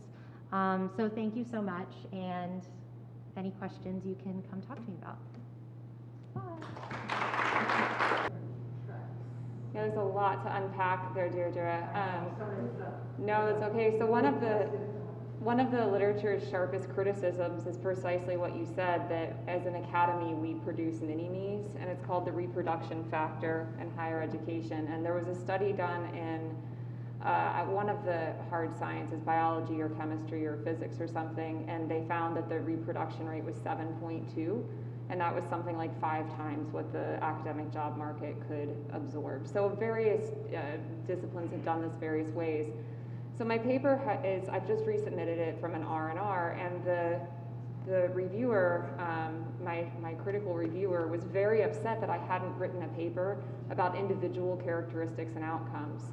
But I didn't study individuals at all. So it is about the size and the description of the market, and then what programs are doing. And so it won't be me, but I hope very much that someone else follows this with those individual level questions of specific investments, focuses, training, program reputation, gender, race, all of it, right? All of it to understand how individuals navigate a market that way. Another interesting correlate of this is what we call the career string aside, because certainly in the science fields and not even in social sciences, where it used to say 1 postdoc before getting a job, it's now at least 2 postdocs before getting a job. Because the time somebody's getting a job, they're in their late 30s and not early 20s. Yeah, it's true. It's true. Thank you. Other questions? Yeah, Rob. Yeah, I also have one for you, Joanna. I'm sorry to repeat, but it's on the same topic, I think, that here's your question.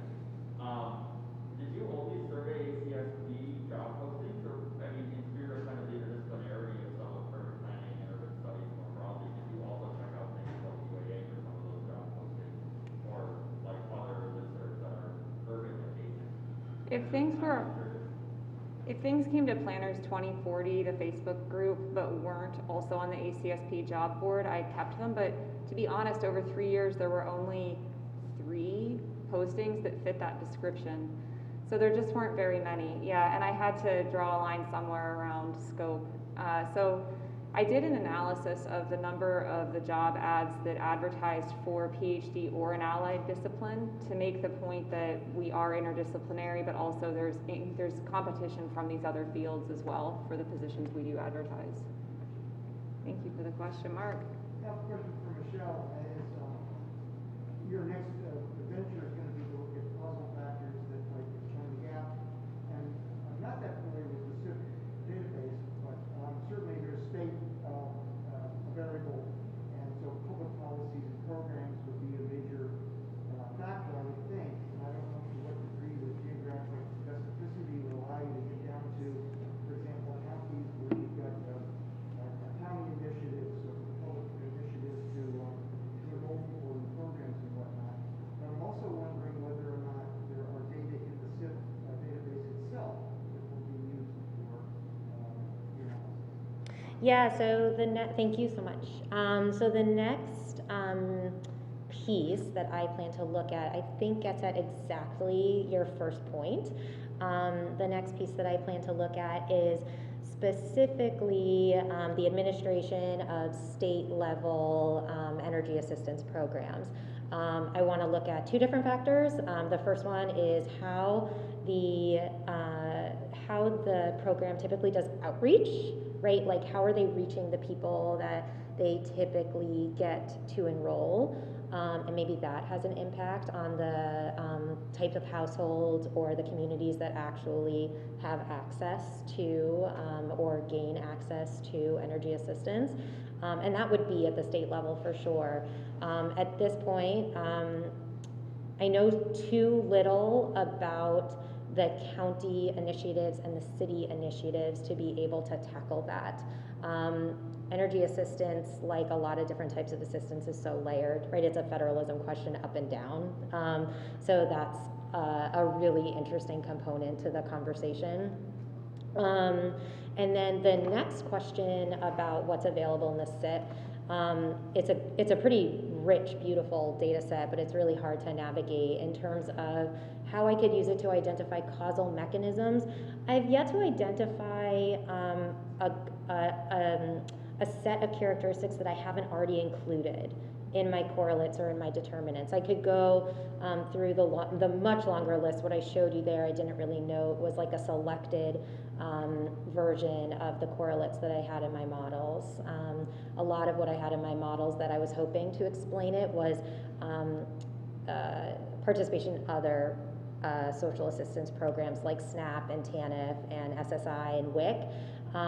But unfortunately, those were not as explanatory as I had hoped about the demographics. Like, I did a lot of interactions, I did some conditional work, and nothing would really uncover the answer for me. So I hope to explore it more with administration and management questions. Is there a national database from the Department of Energy, for example, on where programs are being funded locally? Yeah, not that I know of as of now, but it's a good question. The administration of the state level program, LIHEAP, which is the program that you guys, a lot of you saw during my interview process, is what my expertise is in, and that's where I'm going next, is trying to understand how a federal level program, which you know, much of where energy assistance is coming from, is the administration of that program is impacting at the state level, because it is this block grant program that's administered by state level folks, and then even further administered by community action agencies and local governments. So I'm hoping to uncover quite a bit there. Putting together some sort of resource that put together a national database of the different levels of energy assistance is, I think, an endeavor that is worth taking, and one that would take quite a bit of effort, but probably something I'll have to do in my career, if I'm being honest. So we'll get to it. Deirdre. Sorry, Lorena. Lorena, you and I, and probably Joanne, know we've all had experience leading and directing centers. It's a tough existence keeping them maintained and sustained, depending on where you are and downwards. Obviously, the big guys don't have to worry so much, but the rest of us have always had to figure out where the next contract is coming from, how many people are certain staff. I have noticed that an increasing competition when things go out from sort of these freelance, well, let's put them consulting firms. Who set themselves up in terms of social and other economic. How much is that becoming an increasing competition and threat to academic centers, would you say? Thank you for the question. It is very true, especially when we had initial effect of COVID, where a lot of people lost their jobs and a lot of people became freelancers. And we definitely felt it through our contracts. A lot of our contracts were on hold. A lot of companies, organizations, they didn't know what to do, or their priorities shifted so rapidly with the ramping up of COVID. So we went through a pretty tough spring, not in terms of not having funding, but just putting everything on hold. Everybody was putting on hold, and we started to talk to our companies, and in some projects we offer different assistance for the same pay that was already secured, and it was a lot of project maintenance and administration and talking to a lot of clients. And at the same time, I've noticed personally a lot of emails. I had a lot of inquiries like, do you need additional help? We're available. We became freelancers. And we definitely felt that there are a lot of people who were looking for the projects at that time, but the funding was not so much available at that time either. So over time, when people started to get clarity on both sides, on funding sides, and those people who wanted to do projects, they started to be clearer on what needs they have for research. I would say the freelancers wasn't so much a problem because we still have credibility of being within university, and maybe in particular our center, we have a lot of clients who knows us, who knows our work, and a lot of returning clients. So we just had one reduction of one particular grant because they didn't see the point. They wanted like a future of the industry, and in the midst of COVID, nobody could guess the future of the industry, and there was no literature, no gurus who can help us to figure that out. But other than that, we didn't have any reduction. But what I am noticing, and that's again, I think Bill Bowen was saying that, a lot of universities now becoming more active in the space where we traditionally used to be and have our legacy space on applied research. And we see way more universities now looking at the same space, and they trying to develop their centers with much more help from central administration than our centers have. And that's definitely a competition to us because we don't have hard dollars behind us, and those centers have.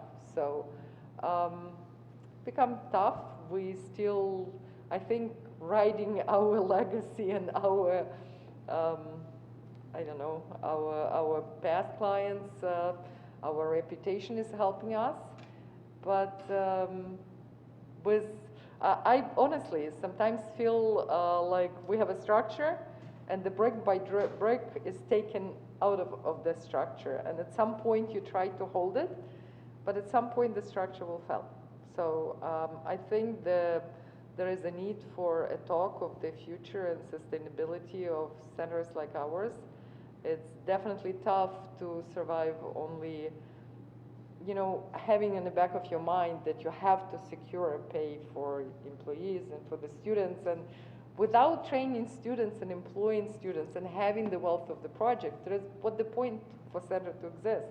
It's not efficient and moral to have like self-serving center. Our center exists to train the students and to help communities, and I just hope that with 2.0, where university is kind of aspiring to become a nationally known center in the space of applied research, community research, helping communities, we can develop a new and better model than we have now. Thank you, ladies. Second question, there's going to be one more for you in universities, especially with 2.0. We have an emphasis on applied research and becoming the place, go-to place. I think this talk the talk, actually help center.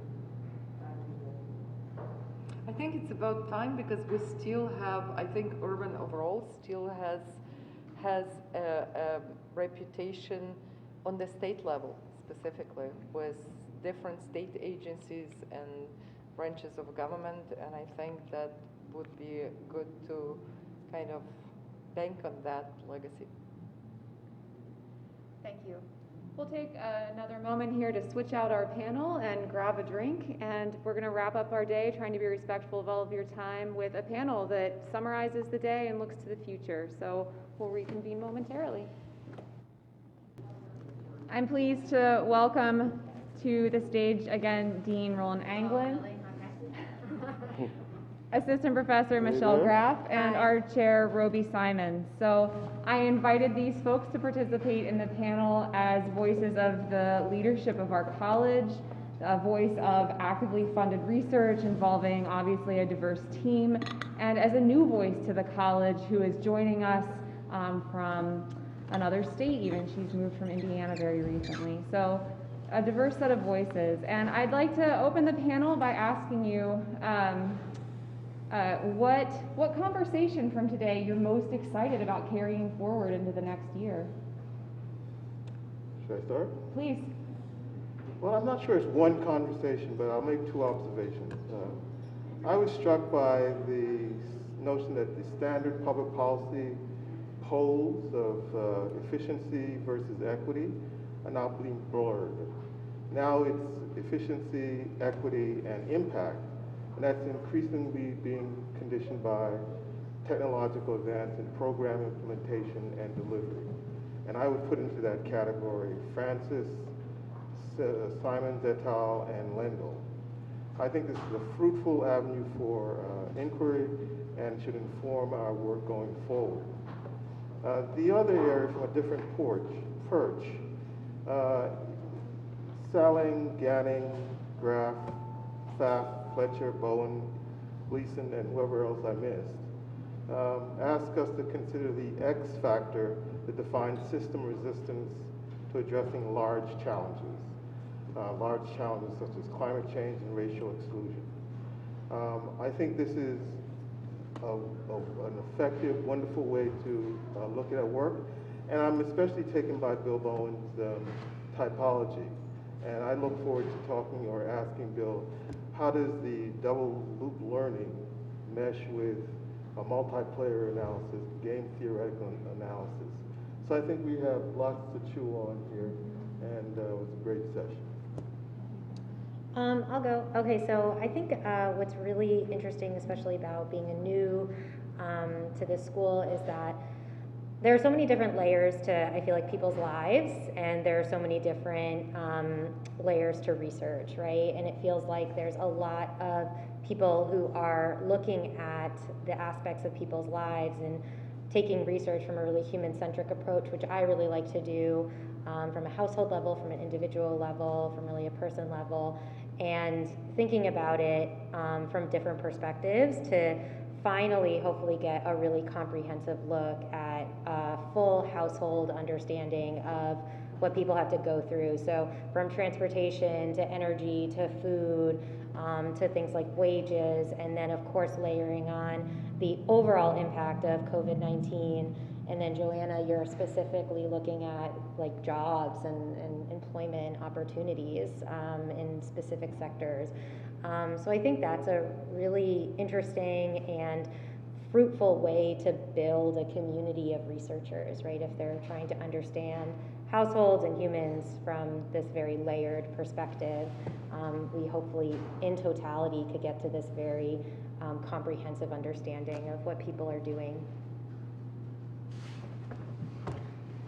Well, I was impressed with the rigor of a lot of the work and also its diversity. Diversity in the sense of you've got, echoing your points a little bit, individual level, the aggregated level, the policy level, and then the theoretical level like Bill, where you're up there in the stratosphere. So we can serve all those needs. One of the things that I'm fond of with integral research that's down at the individual level, you can always aggregate that up. You can, I think, get maybe some more insights from individual level work. It's helpful. The other thing, then maybe I'll jump the gun on maybe the next question, but funding. I was really glad to see Irina. Irina's role here is very important because she brings in the dough. She supports 6 students. So to the extent that you can think of the work you're doing and how it could be extended into funding opportunities where you can grow the pie for everybody, that'll help us sustain ourselves. My next question for this gang, and then I'm going to ask the audience for questions for our panel afterward, assuming we have time, is a perhaps trickier one. So I'd like to ask the panel in what ways the research you heard today supports the mission of the college, bearing in mind we're at a time where the mission of the college may be changing as we move forward, and how does the work we heard today support that? Well, I assume you mean 2.0 being the unspoken factor here. I think that the mission of the college is, quite frankly, mirrors the mission of this university as an urban serving university. And so I think the research fits in, embellishes, supports the mission of the university, which then translates into the mission of whatever we evolve into. I guess this is a hard one for me because I guess I feel like I'm still learning what the mission of the college is. So I might punt. Sorry. Okay. Well, one of the missions of the college, other than to do excellent quality research and affect outcomes policy, is to focus on diversity and social equity. So I think a lot of the research does that. Michelle's looking at that, the transportation equity, BJ's piece on food security, there, and there are other pieces in there as well that are tangentially related to it. So those are all right on point, and it kind of weaves a nice story of the things that make important to us. The other thing I want to pick up on came from Bill's presentation about institutional diversity. I think one of the things we have to look forward is that we can maintain the integrity of our college and our culture here, and we probably want to avoid being homogenized into a unit. Not to say that it's not great having new colleagues come in, but in order to stay, keep distinct and be able to have our own flavor of productive research, it's probably better if we remain separate to some degree. If I may take a little bit of liberty here to add how pleased I was to hear a reflection of the way I think of us as a community, which is that we heard some deeply theoretical work, we heard applied work, we heard a focus on inequality, we heard focus on a diversity of thought, and I really enjoyed that. As a segue to, I'm going to cheat here and ask, because you guys were very quick in your response on that, which is fine. But what did you learn today? What really stands out to you as the thing you were like, oh, I didn't know that, or the thing that you were most excited to hear? I was excited to hear just the range of thought, the range of methodology, the brilliance of my colleagues, and that we have a product, so to speak, a knowledge product, but that it's helping to change the world. And that's what it's all about. I think we have a banner somewhere that maybe makes a reference to that. So, were you done? Oh, yeah. Okay, cool. Thanks, Dean. I think the thing that I am most excited about and most excited to learn about, so through these types of research days, through any sort of like interaction I have, is I come deeply from a public administration, public affairs school, sort of fresh off the boat to come into a space that has a plethora and this opportunity for me to collaborate and learn from planners. And though I want to keep my administration roots and public administration roots, because hopefully that will also be of some value in a public policy setting. But I think what I'm so excited about is how much there is for me to learn from the planning research, the planning literature. I already have so many like ideas and questions and thoughts percolating in my head that straddles those two. And I think if we can bring them together, and in so many ways we could bring so many of these layers, transportation, energy, food, housing, employment, wages, again, you're able to more point towards influencing or being able to give policy prescriptions in a way that is more comprehensive to what households face every month, every year. And I think that could be really value added to both scholarship and practitioner level outcomes. Well, for me, it's about, the question is what's new, what did I personally react to? For me, it was Linda's presentation, Bob's, and Mark's. Now, my junior colleagues who just joined, we've seen your job talks, and it's pretty much what it was. I know my own work, so that's not all that interesting. And all the other things, but those were the three pieces that I found fascinating. Linda, your stuff's pretty cool. I'd like to know more about it, and it's not exactly what we do, but it is at the individual level, it's rigorous, and I have a personal link, we discussed it briefly about that, so, is it okay to lie to make somebody feel better? Probably is. Interesting, not sure what the ethics are, it'll probably pass muster, at least in my religion it would for sure, to make somebody feel better. The other thing I was glad to see is that my team on the SARTA project performed really well, because we're going to take this roadshow to the 671 class, as well as to a conference in Akron in about 3 weeks. So good to see it making progress. So I invite questions from the audience for perspectives of college leadership, of a new member of our community, of research funding with a diverse team, or anything else you'd like to ask. We do have a few minutes for these final thoughts. Bob? One thing one thing that I think unifies the work is so many of us are taking a look, if you think of it, if you use a systems approach to the dynamics of the culture that we're in, so much of our work is trying to accurately document the kind of inequitable outcomes that are being produced by different current systems. Right? Looking at the easy path, but we're looking at how it shows us inequities, right? The tax stuff, all the stuff. We're looking at outcomes that are not acceptable, right? But how many of us are not yet moving to the point that Bill was making about that double loop, that when the feedback comes back and says these outcomes are inequitable, they're not acceptable, right? We're not necessarily well equipped yet to start understanding how to redesign the system that created the inequitable outcome. In fact, Linda, I find your work very interesting in that by the kind of action-driven research, right?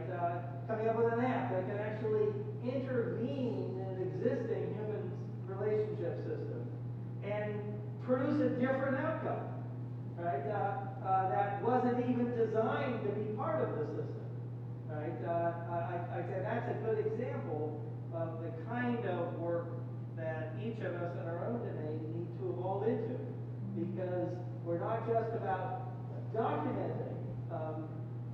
Inequities are documented tremendously well in lots of different settings. We're now in an era where we need to start intelligently redesigning the systems themselves if we're going to actually get better outcomes, not just document the inequities better.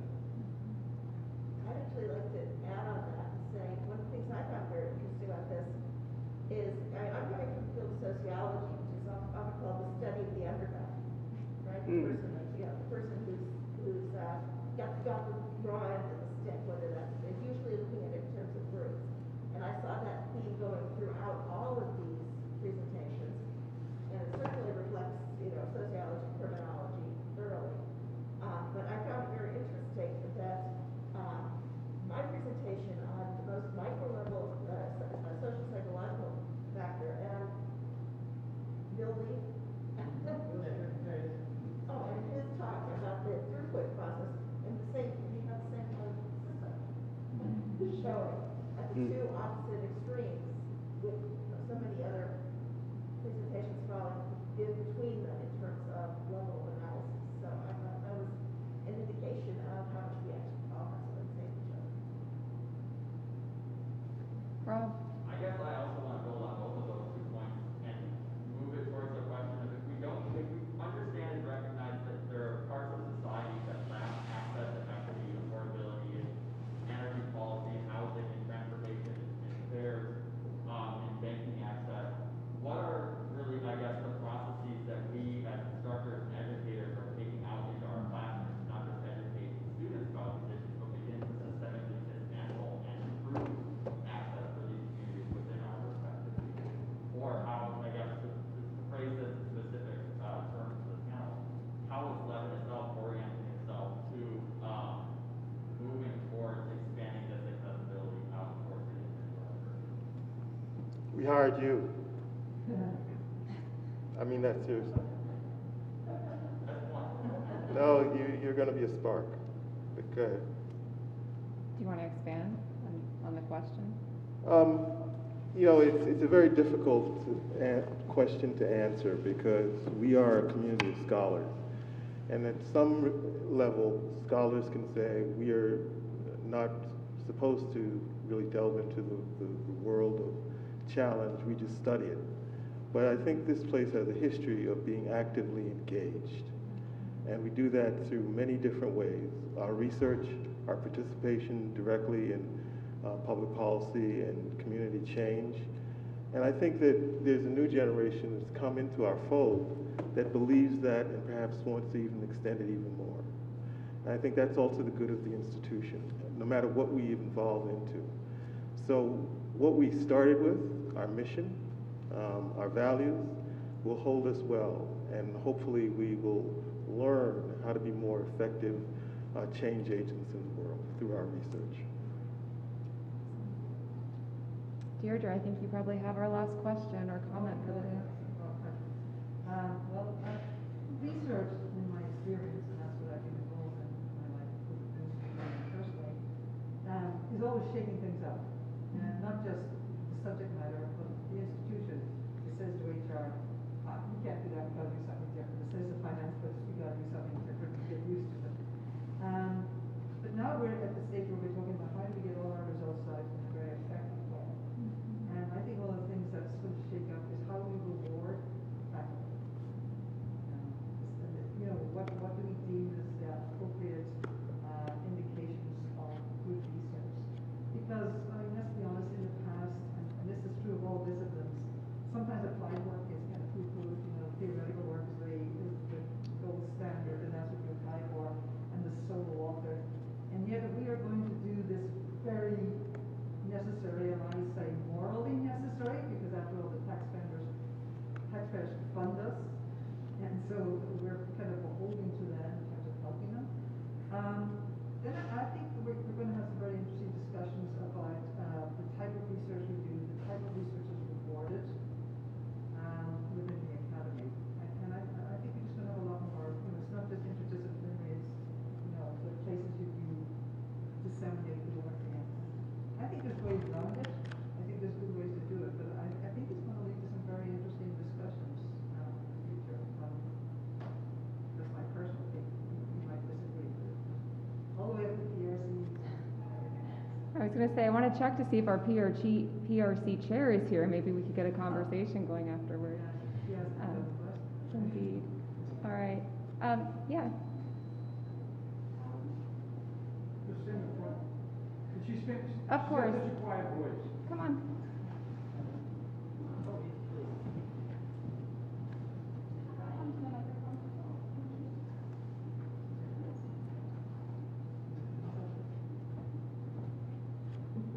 Hi, good afternoon. I'm here so that you can hear my voice, a voice which is representing a key stakeholder of the university, a PhD student, and especially a PhD student who has already a PhD in sciences and who want to do another PhD in public policy and community development, just not for job hunt, just for not to gain some employment from inside the university or outside, but I'm here and representing those PhD students who change their career for their passion and who bring really a change in the community. In the beginning, when I have decided that I should go for public affairs and public policy side, I thought it is okay, I can do a one-year course in public policy and community engagement, and that would be enough for me. But then when I started reading on my own, I thought if you really want to bring a change in the society or in the community, you should have deep understanding of the policies and of the knowledge and the laws, and that's why I'm here to bring a change. And I think there are many who do not follow the sheep flock, and in Pakistan we are having a river, Sindh River. There is a fish, it is named as panna.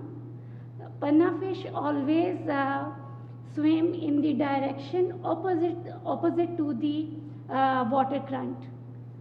So her survival is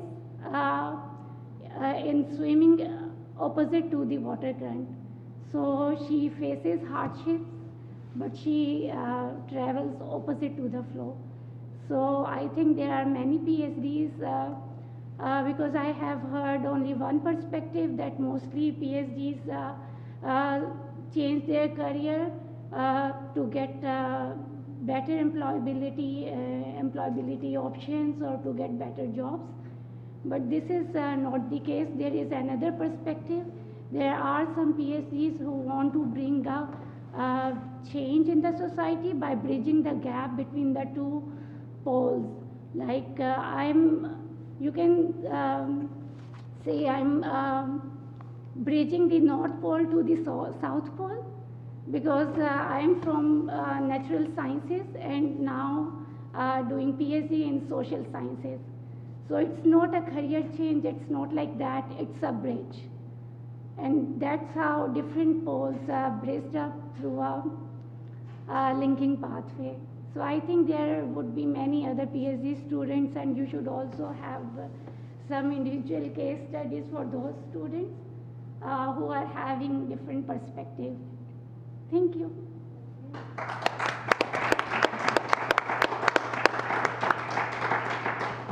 I cannot think of a better way to bring our session to a close. Thank you all so much for participating in the Levin Research Day, for spending your afternoon with us. I invite you to hang around and continue your conversations and eat the snacks and whatnot. So thank you so much. You're welcome. Oh,